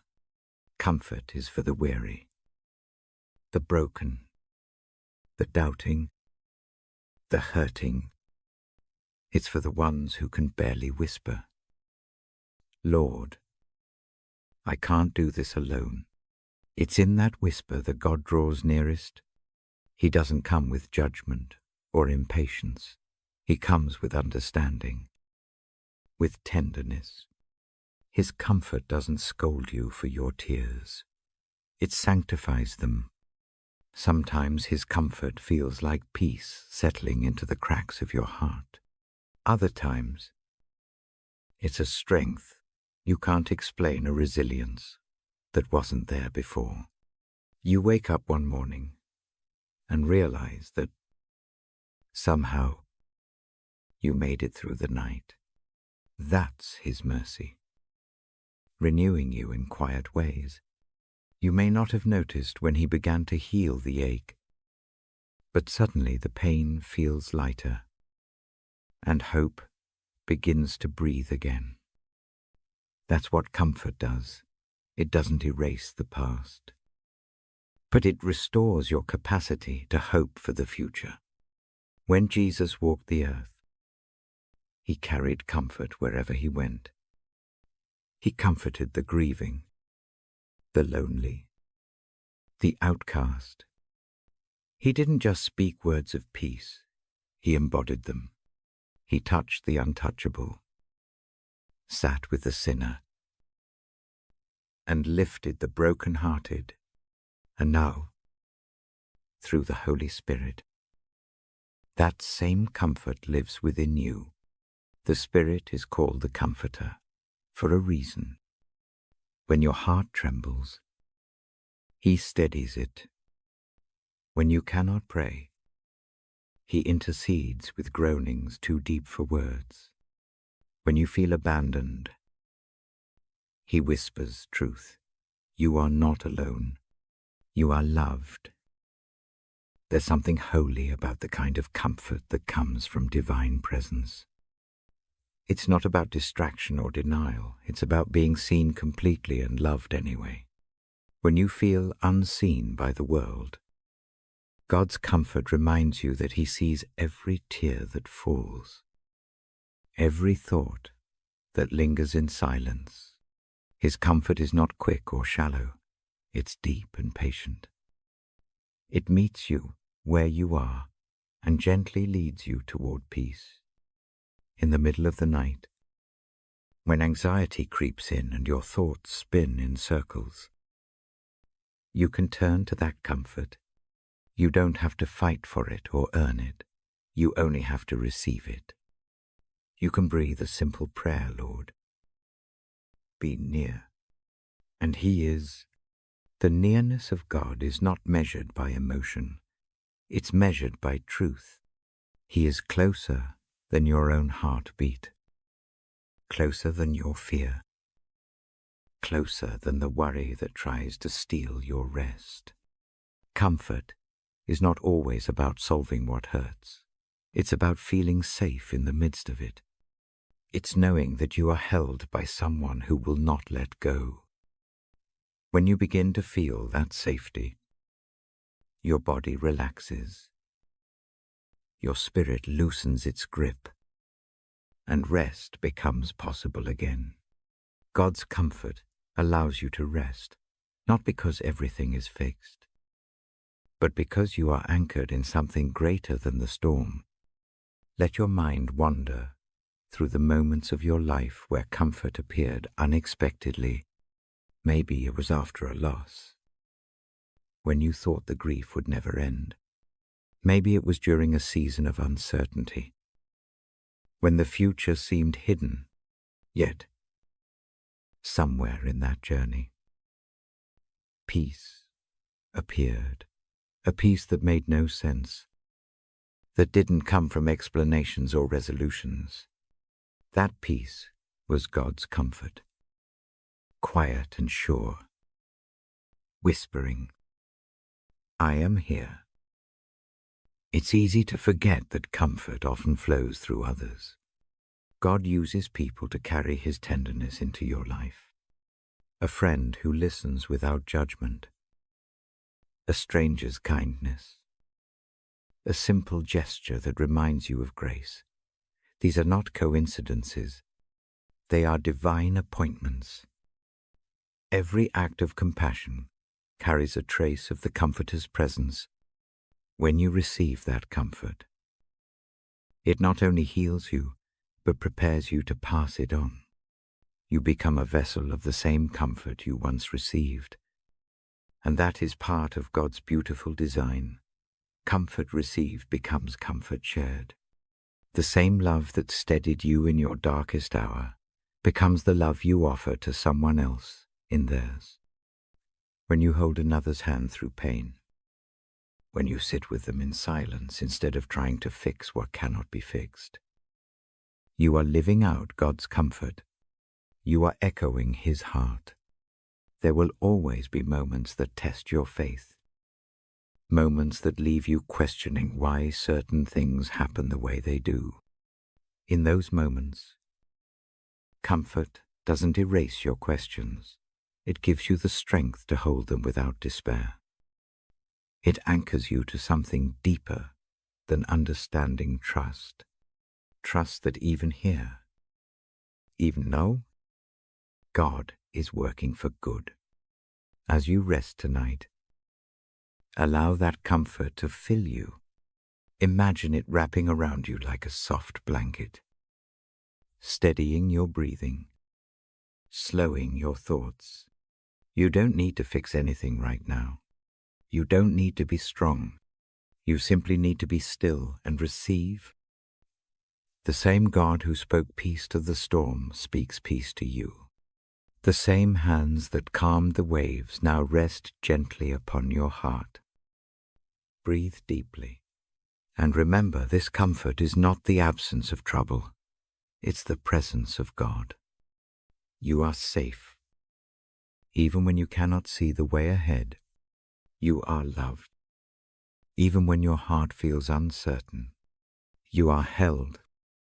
Even when everything else feels like it's falling apart, His comfort is steady, eternal, and unbreakable. Let your final thoughts tonight be soft ones. Think of the ways God has carried you. Think of the peace that has come when you least expected it. Think of the quiet strength that rises within you even now. That is His comfort living in you. Rest in it. Rest in Him. And when morning comes, carry that comfort with you. Let it shape the way you move through the world, with gentleness, with patience, with hope. Because those who have known the deep comfort of God become lights of comfort to others. The world is full of people longing for peace. And through you, His comfort continues its work quietly, faithfully, endlessly. Tonight, you don't have to reach far to find comfort. It's already here. It's already yours.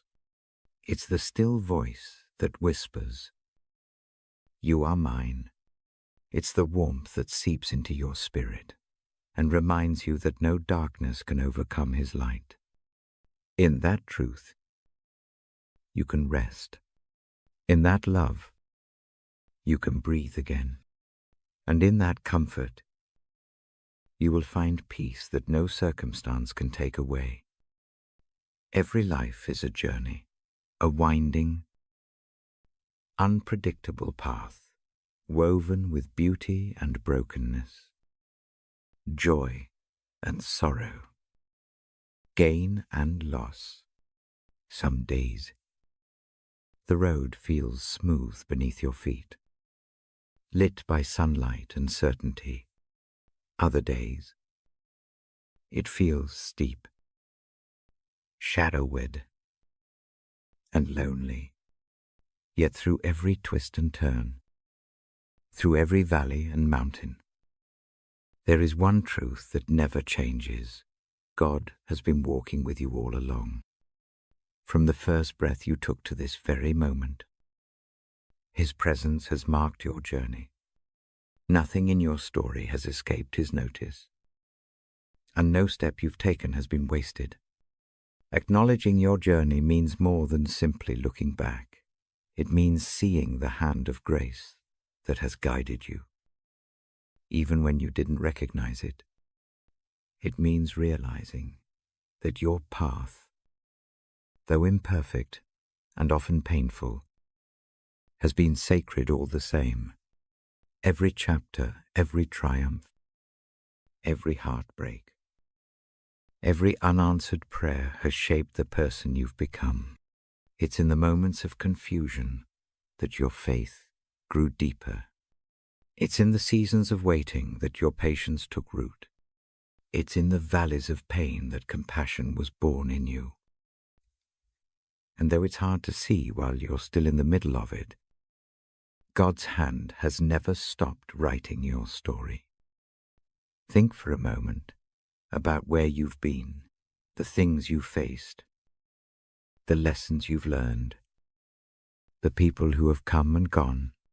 Each part of your journey carries meaning. The laughter that once filled your days and the tears that fell when no one was watching are both woven into the same tapestry.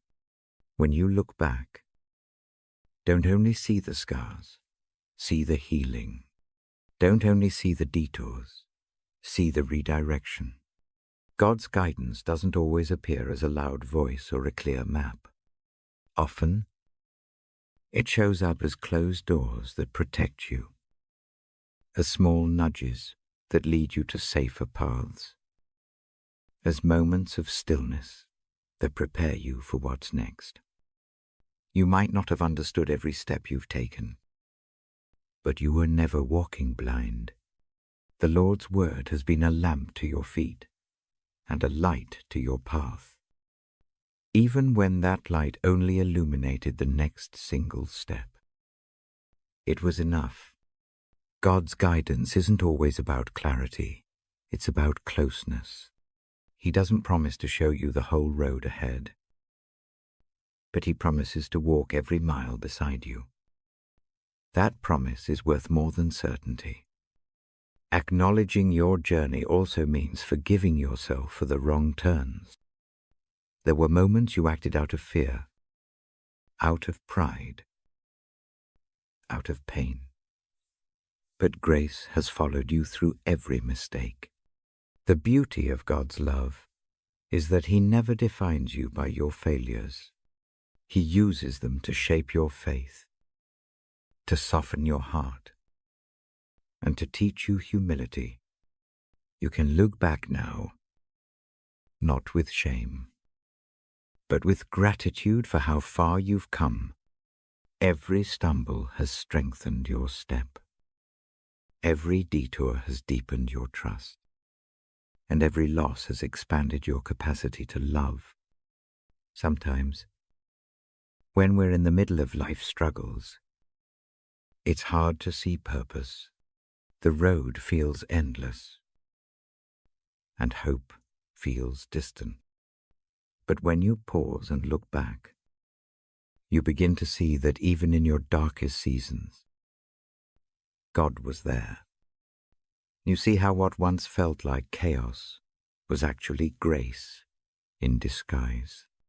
You see how what seemed like endings were actually beginnings. You see how pain became the soil for something stronger to grow. The journey is not just about where you're going. It's also about who you're becoming along the way. God's desire has never been to rush you to the destination, but to walk with you through the transformation. He uses time, struggle, and faith to shape your spirit. The detours you didn't plan were not mistakes. They were part of a divine rerouting towards something greater than you could imagine. Every season has its purpose, and even the waiting has worth. Look at the road ahead of you with hope, but also take time to honor the road behind you. There are lessons buried in your past that continue to bless your present. There are moments you thought you wouldn't survive, yet you did. There are prayers that went unanswered, but in their silence, your heart learned to listen differently. And through it all, you've grown not by escaping pain, but by walking through it with faith. When you acknowledge your journey, you begin to see God not just as a distant ruler, but as a traveling companion. He has walked beside you through laughter and loss, through confusion and clarity. He's the steady presence when everything else changes. Even when you wandered, He waited. Even when you fell, He lifted you. Even when you doubted, He remained faithful. There has never been a single step you've taken outside His reach. Some of the most sacred parts of your journey are the ones that seemed silent. Those long nights of uncertainty, those quiet prayers whispered through tears, those were the moments heaven drew closest. God was not absent when you struggled. He was working quietly within you, building strength you couldn't see yet. He was turning pain into purpose, weakness into wisdom. Every hidden moment mattered. Sometimes you might look at others' journeys and wonder why yours has been harder or slower or different.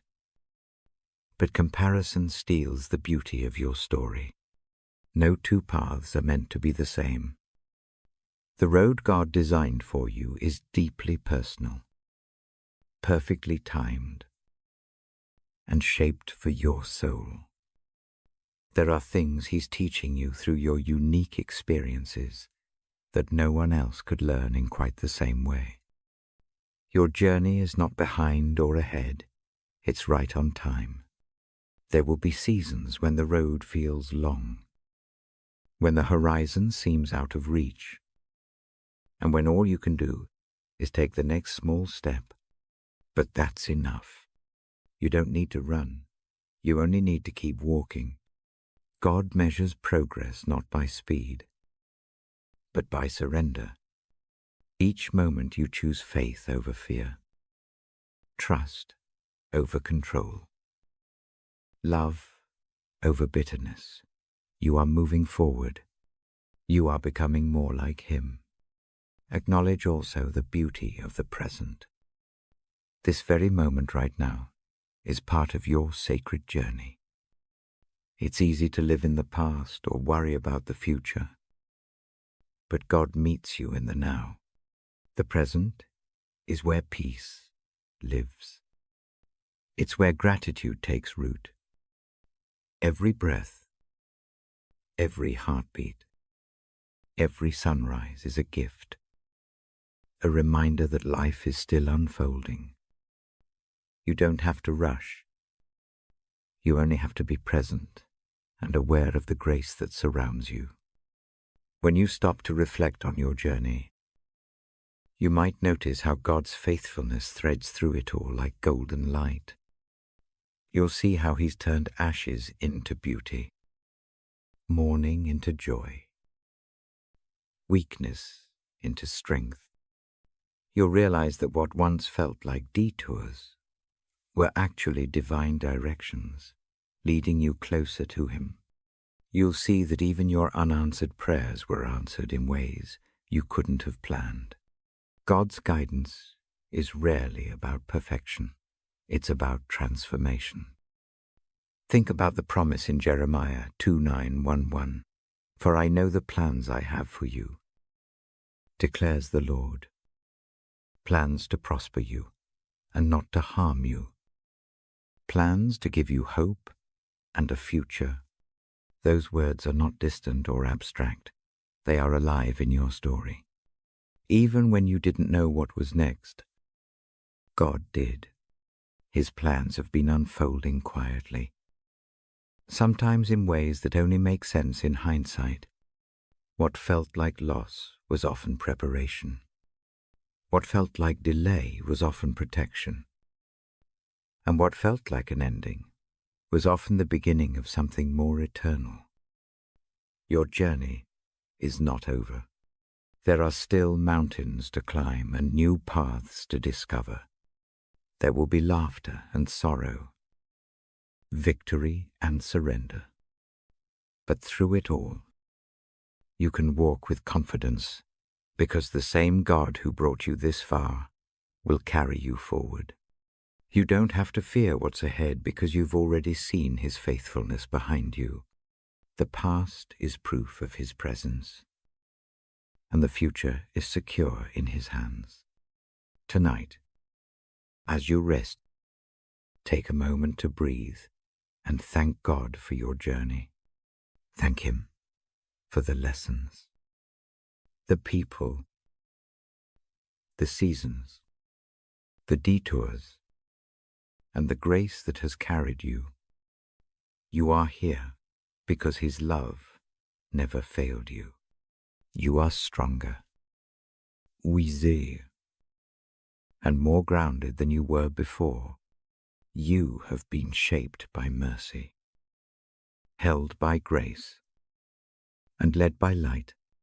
Acknowledging your journey as an act of worship, it's saying, Lord, I see you in all of it, in the joy and the pain, in the waiting and the wondering. It's choosing to trust that even when you don't understand, He's still writing a story worth living. Every page, every step, every breath has purpose. So tonight, rest in that truth. Your journey is holy. Your path is known. Your story is not finished. And though you may not know what tomorrow holds, you can rest in the peace of knowing who holds tomorrow. The God who began this good work in you will be faithful to complete it. You are not walking in circles. You are walking in purpose. You are not lost. You are being led. And as you look back over the miles you've come, may your heart fill with gratitude, for through every high and low, every trial and triumph, you have never walked alone. The Lord, your shepherd, has been guiding your journey all along. There are wounds we carry, that no one else can see, those quiet aches buried deep beneath our smiles. The unspoken grief that lingers even when life seems to move on. Emotional pain has a way of hiding in the corners of the heart, whispering that we're still broken, that we're not enough, that healing is too far away. But God sees every hidden tear, every quiet ache, every unspoken prayer for peace. He knows the weight you carry, and He invites you to bring it to Him, not to fix yourself first, but to rest in His compassion, exactly as you are. Emotional healing doesn't happen overnight. It's not a quick process or a single prayer that makes everything better.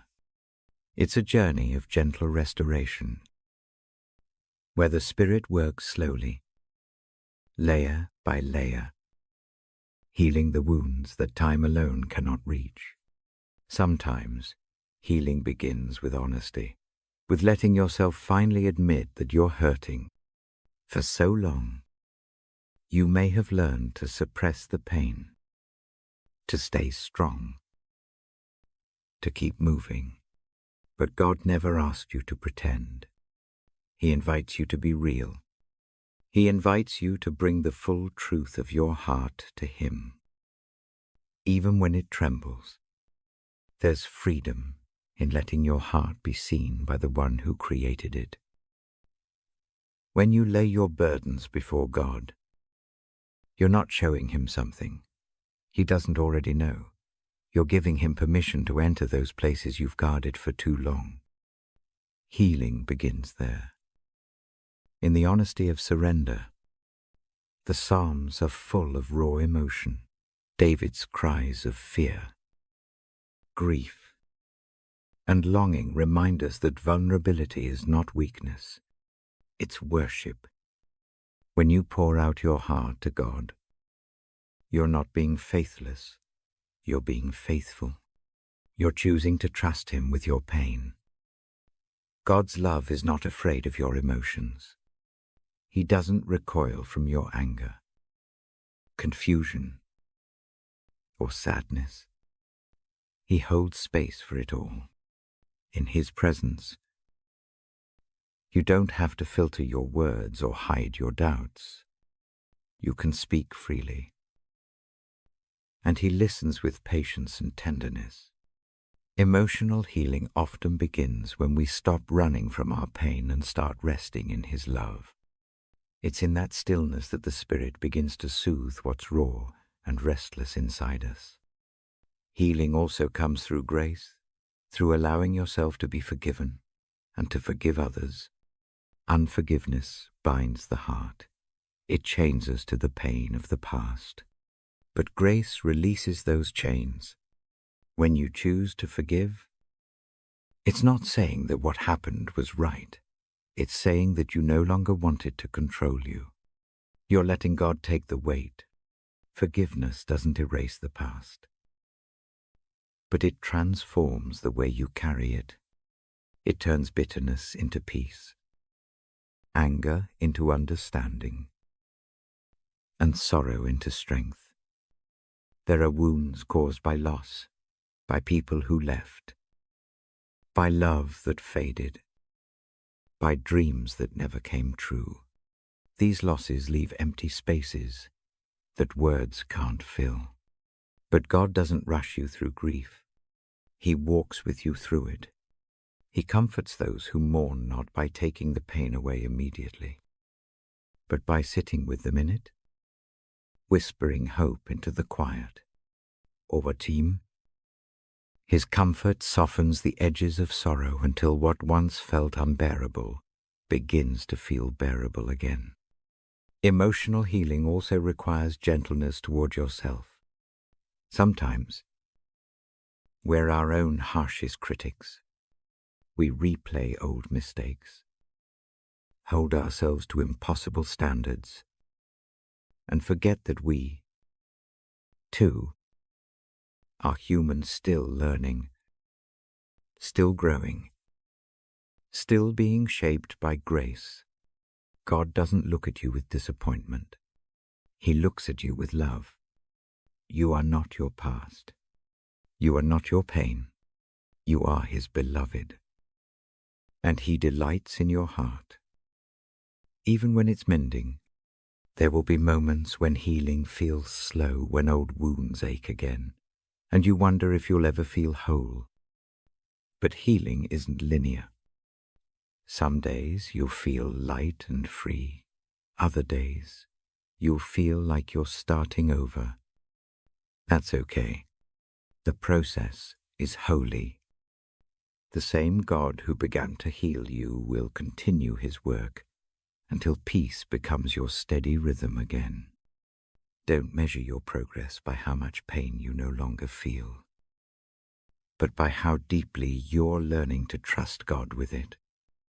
Sometimes, God brings healing through others, through a kind word, a prayer, a hug, or a simple reminder that you're not alone. Community can be a vessel of God's compassion, reflecting His tenderness through human hands and hearts. Let others love you. Let yourself be seen, known, and supported. Healing often happens in connection, not isolation. And sometimes healing comes through silence, through nights when you can't find the words to pray. But the Spirit intercedes with sighs, too deep for words, through moments when all you can do is breathe and know that God is near. Emotional healing doesn't always feel like triumph. It often feels like quiet endurance, like resting in the truth that you are still loved in the middle of your pain. When God heals, He doesn't just patch the surface. He renews from the inside out. He transforms wounds into wisdom, pain into compassion, scars into strength. The very places that once hurt the most can become the places where His glory shines brightest. The same heart that once broke can become the heart that helps others heal. If you look closely, you might begin to see that healing isn't the absence of pain, it's the presence of peace. It's the gentle assurance that even though you've been wounded, you're still whole in Him. That your story, no matter how broken, is still sacred. That your tears are not wasted. They are seeds that water new beginnings. And so, breathe. Rest your heart tonight in the promise that healing is happening. Even now, it may be slow, it may be unseen, but it's real. The God who mends the brokenhearted is mending you, too, every time you choose to hope again, to love again, to rise again. Healing takes another step forward. Let your heart be still in His presence. Let His love reach the places that words can't. Let His peace settle where fear once lived. You don't have to force your healing. It's already unfolding. Gently, faithfully, under the care of the One who knows your heart better than anyone else ever could. Relationships are one of the most beautiful and complicated parts of being human. They have the power to bring us joy, connection, and strength, but they can also wound us deeply. Words spoken in anger, misunderstandings left unresolved, pride that keeps us silent, all of these things can create distance between hearts that once walked closely together. Yet even in the midst of division and pain, God calls us toward reconciliation. He is, after all, the God who mends what is broken, who builds bridges where walls once stood. Reconciliation is not always easy. It requires humility, patience, and courage. It means being willing to see the other person not through the lens of your hurt, but through the eyes of grace. Sometimes, the hardest part is taking the first step, reaching out when it feels safer to withdraw. But love always moves first. God showed us that when He reached toward humanity, even in our rebellion, sending His Son to restore the relationship that sin had shattered. If He could bridge the gap between heaven and earth, He can surely help us bridge the gaps that exist between one another. Healing relationships begins with a softening of the heart. It starts when we choose to let go of the need to be right, and instead focus on the need to be whole. Pride often disguises itself as protection, convincing us that holding a grudge keeps us safe. But bitterness doesn't protect, it poisons. it slowly hardens the heart, making it harder to love, harder to trust, harder to feel. God invites us to let go of that weight, to release the anger and disappointment we've been holding, and to allow His love to cleanse those wounds. Sometimes, forgiveness has to happen even when reconciliation cannot, when the other person is unwilling or unable to meet you halfway. But forgiveness is still for you. It's an act of freedom, not weakness. It's choosing to no longer let the past define your peace. When you forgive, you're not erasing the wrong. You're surrendering the pain to God and trusting Him with the justice that's beyond your control. In time, that act of forgiveness opens space for grace to breathe again. Rebuilding relationships also means learning to listen. Real listening is more than hearing words. It's seeking to understand the heart behind them. It's being slow to speak, slow to anger, and quick to show empathy. Sometimes people don't need solutions. They just need to be heard. When we listen with compassion, we invite healing into conversations that were once closed by defensiveness. Love doesn't demand to be understood first. It seeks to understand. Relationships thrive when they are rooted in humility. Humility says, I could be wrong. It allows room for growth, for learning, for healing. It breaks the cycle of blame and opens the door for peace. In humility, we remember that every person we meet is also a soul loved by God, flawed, fragile, and in need of grace. Just like us, when we approach others from that perspective, compassion flows naturally. There are times when bridges take time to rebuild.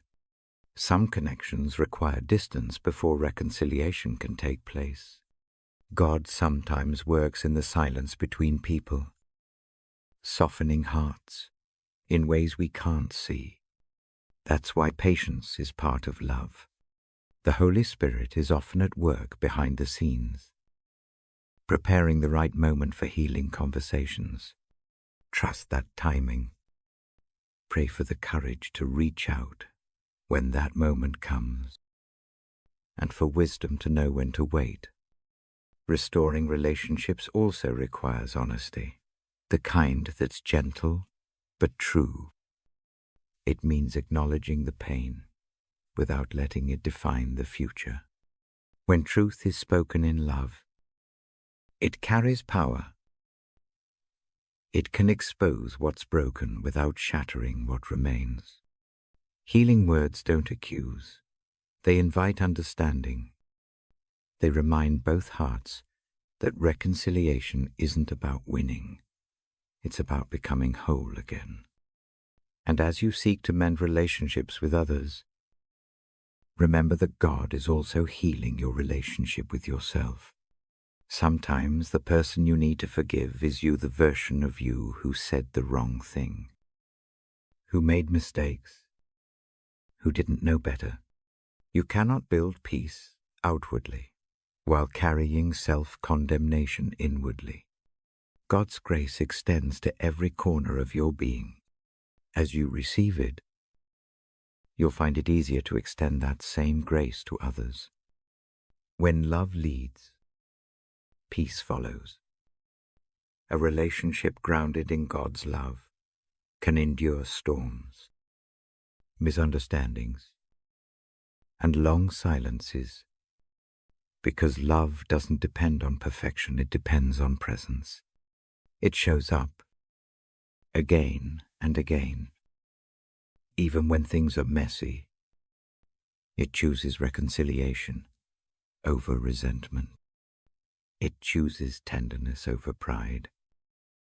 Perhaps there's someone in your life tonight who comes to mind, someone you've drifted away from, someone whose name still stirs something in your heart. Maybe you're not ready to reach out yet. That's okay. Start with prayer. Ask God to bless them, to heal them, to soften both of your hearts. Sometimes prayer is the first bridge. Even if words never pass between you again, prayer has the power to mend what's unseen, to lift the weight of unspoken grief, to plant peace where conflict once grew. And when the time is right, may you have the courage to rebuild, to write that message, make that call, or simply forgive in silence, because love is worth the effort. Relationships, no matter how fractured, can be restored by the same hands that shaped the universe. God specializes in redemption. He restores what was lost, renews what was broken, and reminds us that reconciliation is not just possible, it's holy. So let your heart be open to peace tonight. Let grace flow freely through you, bridging the spaces between hearts, between past and present, between pain and hope. Love doesn't erase the past, but it transforms it, weaving even the hardest moments into a story of grace and healing. Where there once was distance, may there now be understanding. Where there once was silence, may there now be peace. And where there once was pain, may love build a bridge strong enough to carry you both toward wholeness again. There is a quiet art to being present, to resting the mind from its constant wandering, and simply being aware of this very moment. In a world that moves fast, where worries about tomorrow or regrets from yesterday can fill every corner of thought, mindfulness becomes a spiritual act. It is not about emptying the mind, but about refocusing it, centering it on God's presence here and now. Peaceful mindfulness invites the soul to pause and breathe, to release the noise of the day and listen to the gentle whisper of the Spirit that says, "Be still, I am with you." True peace doesn't come from perfect circumstances. It grows in the heart that learns to find God in every moment, whether that moment is calm or chaotic. The mind that is stayed on God, as the prophet Isaiah said, is kept in perfect peace. But to live with that kind of peace, we must learn to slow down. We must learn to notice the air filling our lung, the steady rhythm of our breath, the quiet strength that comes when we remember we are held by the Creator of all things. Each breath becomes a reminder of His nearness, each heartbeat an echo of His faithfulness. Peaceful mindfulness begins with awareness of God's presence. You are never alone, even in silence. In fact, it's often in silence that you realize just how close He has always been. When you take time to pause, to let your thoughts settle like sand, sinking to the bottom of still water, you begin to see clearly again. You begin to hear His voice, not through the rush of words, but through the calm assurance of His peace. This kind of mindfulness is not about striving to feel spiritual. It's about resting in the truth that God is already here. He is in the ordinary, the quiet hum of evening, the glow of the fading sun, the soft stillness after prayer. To practice peaceful mindfulness is to train your heart to see Him everywhere. Even in your busyness, Even in your weariness, His peace is available, waiting to fill the spaces that anxiety tries to claim. There's a beauty in simplicity when we learn to quiet the noise around us. Even just for a few moments, we begin to sense what really matters. We realize how often our minds race ahead, planning, predicting, and worrying about things we can't control. But in the stillness, God whispers reminders. You don't have to have it all figured out. You don't have to carry it all alone. Those words, if you let them sink in, have the power to reshape your entire perspective. Mindfulness through faith is not about controlling your thoughts. It's about surrendering them. It's about saying, God, here I am, fully present before you. Help me rest my mind in your peace. That prayer itself becomes a sacred rhythm, one that draws you back from distraction and grounds you in divine calm. As you focus on His word, on His promises, and on His goodness, you begin to see how every moment can become an offering of trust.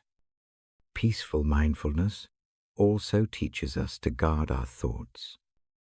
The Apostle Paul wrote that whatever is true, noble, right, pure, lovely, and praiseworthy, these are the things we should dwell on.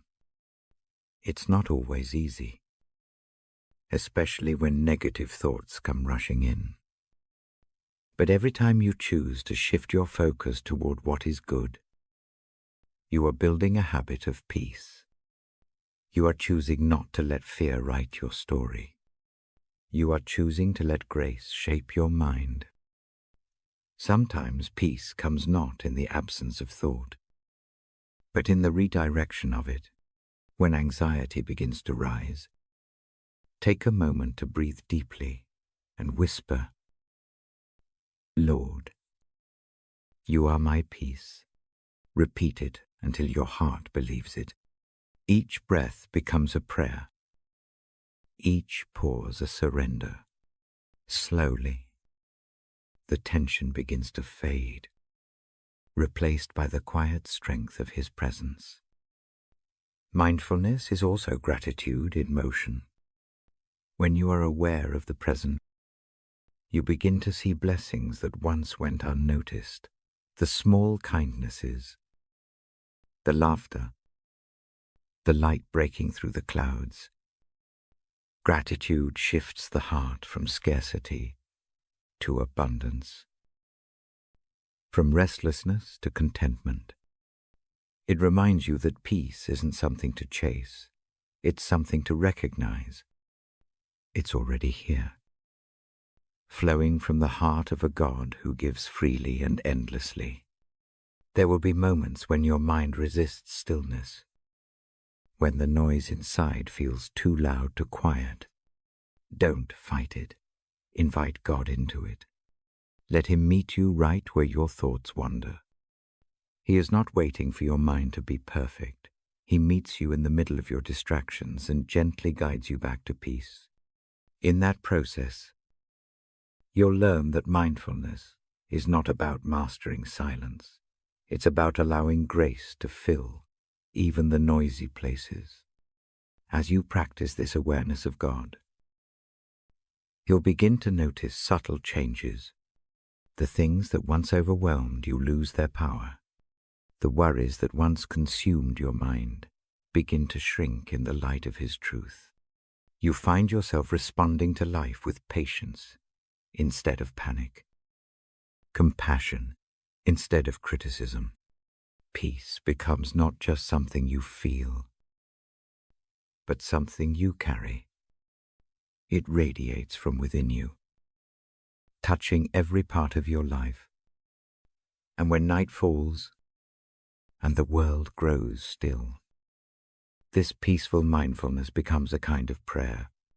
As you lie in the quiet, let your last thoughts be of gratitude. Your last breath of the day, a surrender to His care. Rest in the knowledge that God is with you in every moment past, present, and future. You are safe in His hands, and nothing can separate you from His peace. In the calm of this moment, breathe deeply and let your soul remember, peace is not far away. It's right here, within reach, flowing from the heart of God into yours. All you have to do is be still, open, and aware. Let His presence fill your thoughts, and let your thoughts rest in Him. In this sacred stillness, you are whole, you are loved, you are at peace. There is something profoundly human about waiting the quiet stretch between what is and what will be. It's in that waiting, that space where answers haven't yet come, that hope becomes more than just an emotion. It becomes an act of faith. Hopeful anticipation isn't naive optimism. It's not pretending everything is fine when it's not. It's the steady, grounded trust that God is working behind the scenes. Even when the surface of your life looks still, it's learning to breathe in the not yet moments with peace instead of panic. Choosing to believe that what's unfolding is purposeful, even if it's not yet clear. When we practice hopeful anticipation, we shift our focus from the outcome to the presence of God within the process. Waiting no longer feels like punishment. It becomes preparation. Every unanswered prayer, every delayed door, every silent season is a shaping tool in the hands of a loving Creator. The Israelites wandered for 40 years before reaching the Promised Land, not because God forgot them, but because He was forming them.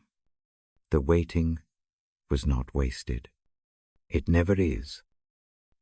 There's courage in hope. It takes strength to keep expecting when nothing seems to change. Yet that is where faith lives, not in the arrival of blessings, but in the endurance of belief. The world often equates hope with results, but biblical hope is anchored in relationship. You don't hope because of what you can see. You hope because of who you know. God's faithfulness is not seasonal. It's not limited to the moments when everything works in your favor. It's constant, even in silence. This kind of hope doesn't deny reality. It transforms how you see it. The pain, the delay, the uncertainty, they remain, but they lose their power to define you. Hopeful anticipation reframes suffering into spiritual growth. It reminds you that today's unanswered question may be tomorrow's revelation. And while you wait, you are not alone. God's presence walks with you, steady and unseen, through every valley of uncertainty. Hope, at its core, is trust stretched across time. It's waking up each day believing that your story is still being written, not in chaos, but in divine order. It's the willingness to open your hands and let go of control, allowing grace to fill the space that fear once occupied. When you live with hopeful anticipation, you no longer dread the future. You lean toward it with quiet confidence. In those long, quiet nights when anxiety creeps in, remind yourself the waiting is not empty. God is weaving threads of mercy through every delay, every pause, every closed door. There's purpose in the tension. Maybe what you're hoping for is still on its way, or maybe God is reshaping your desires to fit His greater vision for you. Either way, hope is never wasted. It's the language of trust, spoken in the dark. Hopeful anticipation allows you to live in gratitude for what is, while still longing for what could be. It holds both reality and promise in the same breath. It says, I don't know how this will turn out, but I trust that it will be good. That's not denial. That's faith with roots deep enough to endure drought. And when the waiting finally ends, when the door opens, when the prayer is answered, when the light breaks through, you realize that the beauty of hope wasn't just in the fulfillment, but in the journey itself. The process taught you patience, trust, and surrender. You learned to rest in God's timing, to believe in His promises even when they seemed far away. That's the quiet miracle of hopeful anticipation. It doesn't just prepare you for the future, it transforms who you are in the present. It teaches your soul to rest before the outcome arrives, to find peace before resolution. You become grounded, not in circumstances, but in faith. So tonight, as you exhale and release the day, let hope rise again, not as wishful thinking, but as sacred trust. Let your heart soften in the waiting. The God who began a good work in you is not done yet. The dawn will come, just as it always does. And when it does, you'll look back and see that even in the waiting, even in the silence, you were being held by grace all along. There's a quiet paradox in the way God works, that our greatest strength often emerges from our deepest weakness. The world teaches us to hide our flaws, to mask our pain, and to appear strong no matter what. But in the kingdom of God, it's the opposite. True strength is not about perfection or control. It's about surrender. It's about standing before God with empty hands and saying, I can't do this on my own. And in that moment of honesty, grace rushes in. Weakness doesn't make you less. It makes room for something greater than yourself. When you come to the end of your own ability, you finally begin to see how God's power fills the gaps. The Apostle Paul understood this deeply when he wrote, My grace is sufficient for you, for my power is made perfect in weakness. Those words aren't just comforting, they're transformative. They shift the focus from self-reliance to divine dependence, from striving to surrender. To be human is to struggle. We face days when our energy runs dry, when faith feels fragile, when hope flickers like a small candle in the wind. But even then, God doesn't turn away. He meets us right in the middle of our exhaustion.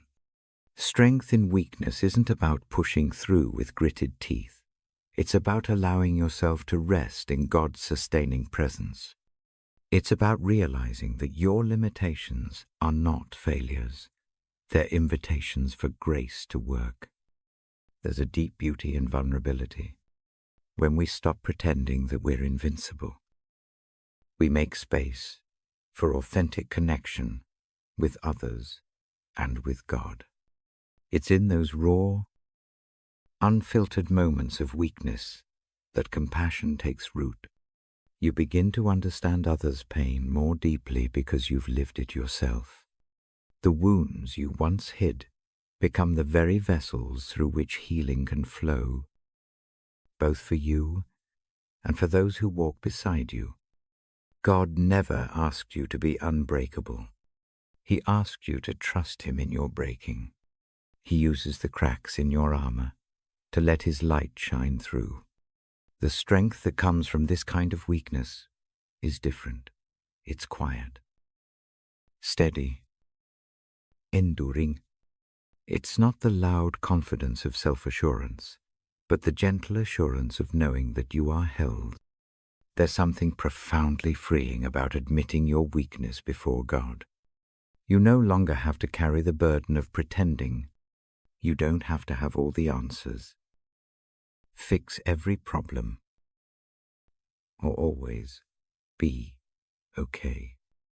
You simply have to show up tired, uncertain, even trembling, and let His strength carry you where yours cannot.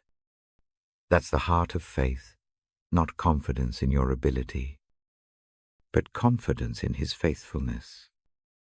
In those moments when life feels heavy and you can't take another step, remember this: God never wastes pain. The struggle you're in may be shaping resilience you'll need for what's ahead. The tears you cry may water the ground for future growth. Every weakness becomes a sacred space for His power to dwell. And the more you release, the more He restores. Sometimes, the greatest strength you can show is simply staying present, choosing not to give up.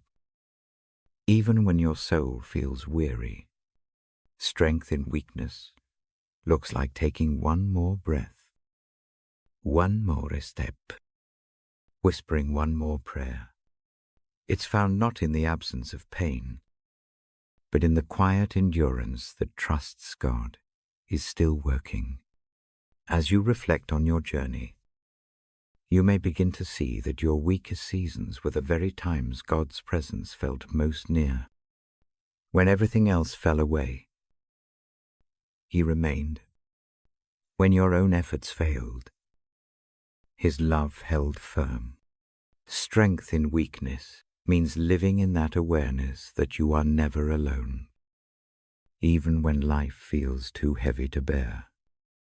Let that truth settle deep into your heart. Your worth is not measured by how strong you appear, but by how fully you rely on the One who strengthens you.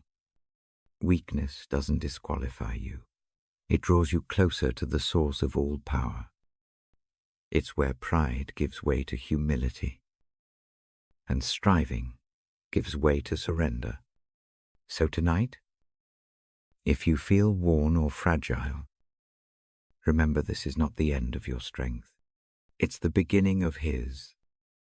In every trembling moment, in every sigh of exhaustion, grace is already there, lifting you, holding you, renewing you, because in your weakness, God is not disappointed.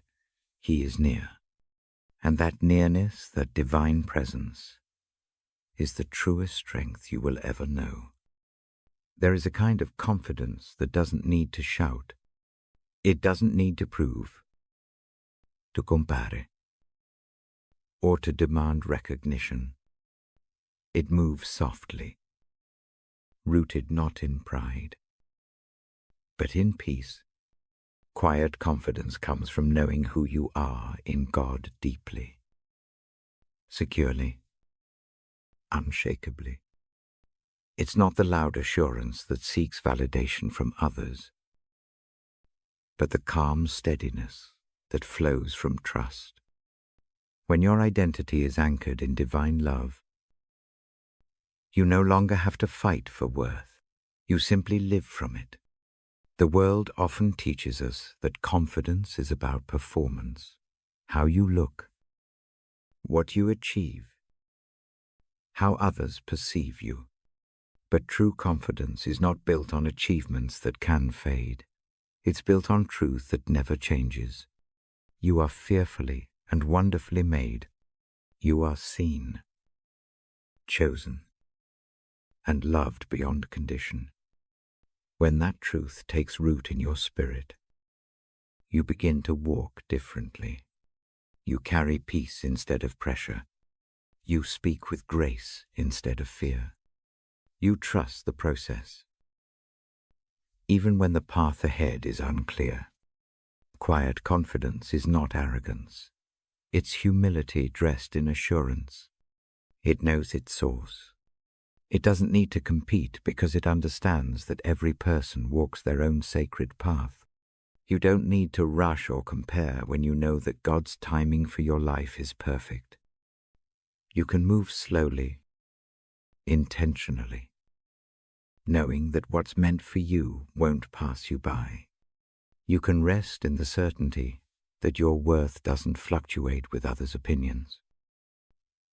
This confidence grows in silence, in the still moments where you remember who holds your future.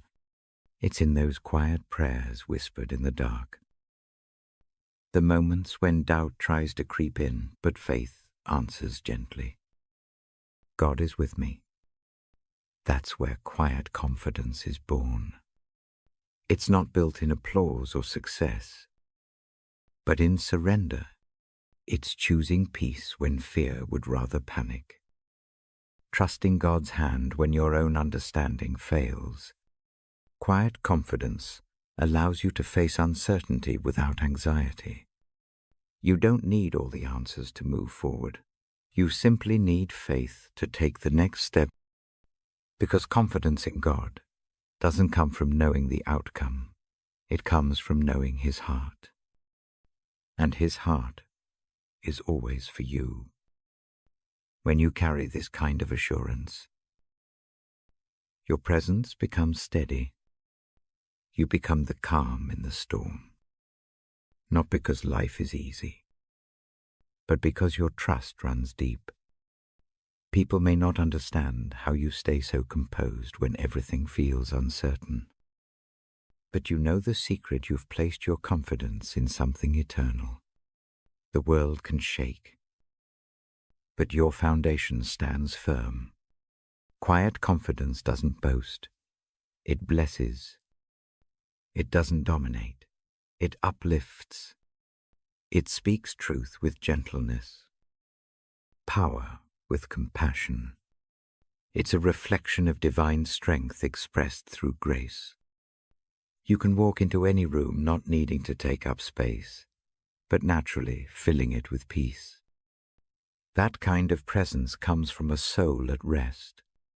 There will still be days when insecurity whispers, when fear tries to pull you back into old patterns of doubt. But quiet confidence reminds you you don't need to have it all figured out. You don't have to be perfect to be loved.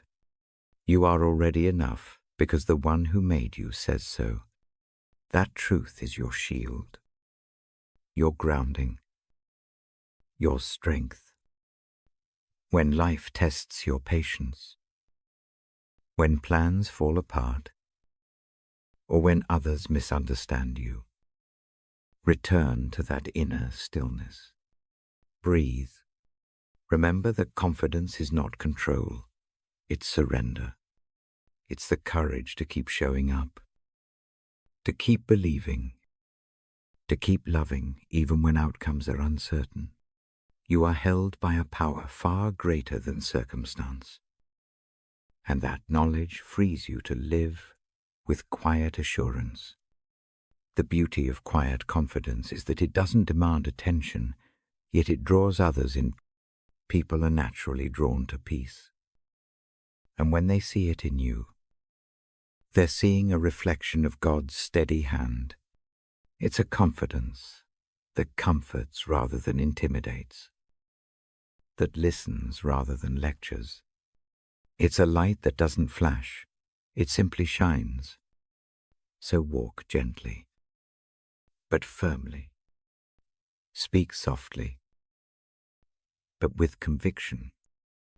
Move through each day with the quiet confidence that you are guided, supported, and loved beyond measure. You don't need to rush, prove, or pretend. You only need to trust, because when your confidence rests in God, it will never crumble. It will only grow deeper, quieter, and stronger with time. Gratitude is a quiet, powerful force that changes the way we see the world. It turns the ordinary into extraordinary, the routine into sacred, and the fleeting moment into something eternal. When you slow down enough to reflect on the blessings around you, even the smallest ones, your heart begins to soften, and peace gently takes root. Reflective gratitude isn't about ignoring pain or pretending that everything is perfect. It's about recognizing that goodness still exists, even in the middle of struggle. It's about seeing light glimmering softly in the places where darkness once ruled. Every day brings with it a collection of moments that are easy to overlook: a breath taken without effort, a friend's kind word, the quiet hum of life that surrounds you. Gratitude invites you to pause and notice them. It asks you to trade hurry for awareness, complaint for appreciation. It's not about what's missing, but about what's already here. In the stillness of reflection, your soul becomes aware of how intricately God has woven grace into the fabric of your daily life. When you begin to live with reflective gratitude, your perspective shifts. You stop chasing perfection and start embracing presence. You start seeing blessings not as rewards for performance, but as gentle reminders of divine love. You start to understand that even in seasons of waiting or loss, gratitude can coexist with longing.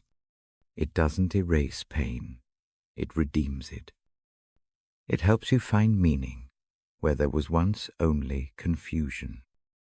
Take a moment and think of the simple things that sustained you today: the warmth of sunlight on your skin, the sound of laughter from someone you love, the quiet comfort of being alive. These moments are not random. They are gifts. And when you name them, when you give thanks for them, something inside you changes. Gratitude opens a doorway to joy. It helps you see that abundance isn't measured in possessions or achievements, but in awareness, in your ability to see grace at work, even when life feels uncertain. Reflective gratitude also helps you look backward with peace. There may be chapters in your life filled with pain, disappointment, or regret, but gratitude transforms how you remember them. It allows you to see how even in the hardest moments, you were carried. It reveals how lessons emerge from loss, how strength was forged in weakness, how faith deepened in waiting. Gratitude brings healing to memory because it replaces bitterness with perspective. It says, "I may not have understood it then, but now I see God's hand in it." When you cultivate gratitude, anxiety begins to lose its grip. Worry thrives on what's missing. Gratitude thrives on what's given. When your heart is thankful, it's hard for fear to take control. You begin to find rest in the present moment, knowing that each breath, each heartbeat, is a testament to divine care. Gratitude doesn't demand that everything be perfect. It simply invites you to trust that you already have enough for now. There's beauty in the practice of slowing down to count your blessings, not in a rushed or routine way, but with reflection to really feel the goodness behind them. Maybe it's the way someone forgave you when you didn't deserve it. Maybe it's the way peace found you in a storm, or how love reached you in a moment of loneliness. Gratitude allows you to relive those mercies and see how deeply you've been loved all along. When gratitude becomes a rhythm of your life, it spills outward. It shapes how you treat others, how you speak, how you move through your days. You become more patient, more compassionate, more aware of the sacredness in every soul you meet. Gratitude doesn't just change how you feel, it changes how you live. It frees you from the endless cycle of comparison and teaches you to rejoice in the blessings that others receive. 2. In the quiet moments before sleep, when the noise of the day fades away, gratitude becomes a song that settles your spirit. You can rest, not because everything is resolved, but because you know you're held. You can whisper a simple thank you for breath, for love, for grace, for another day to begin again. That small act becomes a doorway to peace. Reflective gratitude is not a one-time feeling. It's a way of seeing. It's a posture of the heart that finds beauty in imperfection, hope in uncertainty, and blessing in every season. It's remembering that every sunrise is a second chance, and every heartbeat is a reminder that you are still here, still growing, still loved. As you continue your journey, carry this gentle truth with you. Gratitude is not reserved for the mountaintop moments. It's for the valley, too. It's for the in-between, the ordinary, the quiet. It's for every breath that whispers, I am alive, and God is good. When you live with reflective gratitude, peace will no longer be something you chase. It will become something you carry. And in that still, thankful awareness, your soul will finally rest. As the day comes to an end and the world begins to quiet, there is a gentle invitation waiting for your soul to rest in peace that surpasses all understanding. This peace is not found in the absence of trouble, but in the nearness of God.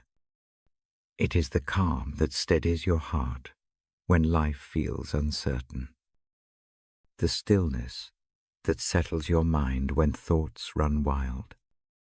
It is the deep assurance that you are safe, held, and loved beyond measure. In this sacred moment, you can release every burden, every fear, and every anxious thought into the hands of the one who never sleeps. Peace is not something you have to chase or earn. It is something you receive. It flows like a quiet river from the heart of God, washing over the weary places in your spirit. It softens the edges of worry and fills the hollow spaces of sorrow with comfort. When you breathe in slowly, you can almost feel that peace filling your lungs, gentle, steady, real. It does not come from the world. It comes from heaven itself, whispered softly into your being as a reminder. Be still. You are mine. In the soft rhythm of nightfall, peace becomes a sanctuary. The noise fades. The lights dim, and your heart begins to listen again. The worries that once shouted for attention now grow faint. Like echoes in the distance, you no longer need to hold everything together, because the one who created you is holding you now. You are free to rest, to breathe, to simply be. In this peace, there is no judgment, no striving, only grace, wrapping around you like a warm blanket against the chill of the world. The blessing of peace is not just for this moment. It is a gift that follows you through every season. It whispers to you in the morning when new challenges await, reminding you that you are not alone. It anchors you when storms arise, keeping your soul steady when everything around you feels uncertain. It guides your steps through decisions, disappointments, and dreams alike, assuring you that even when you don't see the path, God does. Peace is not fragile. It is strong and enduring because it is rooted in divine love. It does not shatter under pressure or fade with circumstance. It is the same peace that carried Jesus through the storm, the same peace that comforted his followers when the world turned against them. That same peace is yours right here, right now. It lives within you, quietly but powerfully, like a light that no darkness can overcome. When you choose peace, you choose trust. You choose to believe that God's hand is steady, even when your own feels weak. You choose to release control, to stop fighting what you cannot change, and to rest in the truth that you are safe in His care. Peace teaches you that surrender is not defeat. It is freedom. It is the moment your heart stops resisting and starts receiving. Let this peace settle over every part of you, your thoughts, your breath, your spirit. Let it remind you that there is nothing you need to prove tonight, nothing more you must do. You have done enough. You are enough. The Creator who spoke the stars into being is also the keeper of your soul. He watches over you as you rest, surrounding you with a peace that will not fade when morning comes. As you close your eyes, picture that peace spreading gently through your mind like light breaking through the clouds after a long storm. Each thought that once brought worry begins to quiet. Each memory that carried pain begins to soften. You are safe. You are seen. You are loved. The presence of God is near, closer than your next breath, filling you with a calm assurance that everything is held in His perfect care. This benediction of peace is more than words. It is a promise. The Lord blesses you and keeps you. His face shines upon you with grace that never runs dry. His peace does not visit for a moment.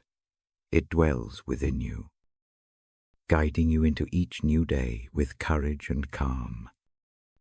No matter what tomorrow holds, this peace will remain.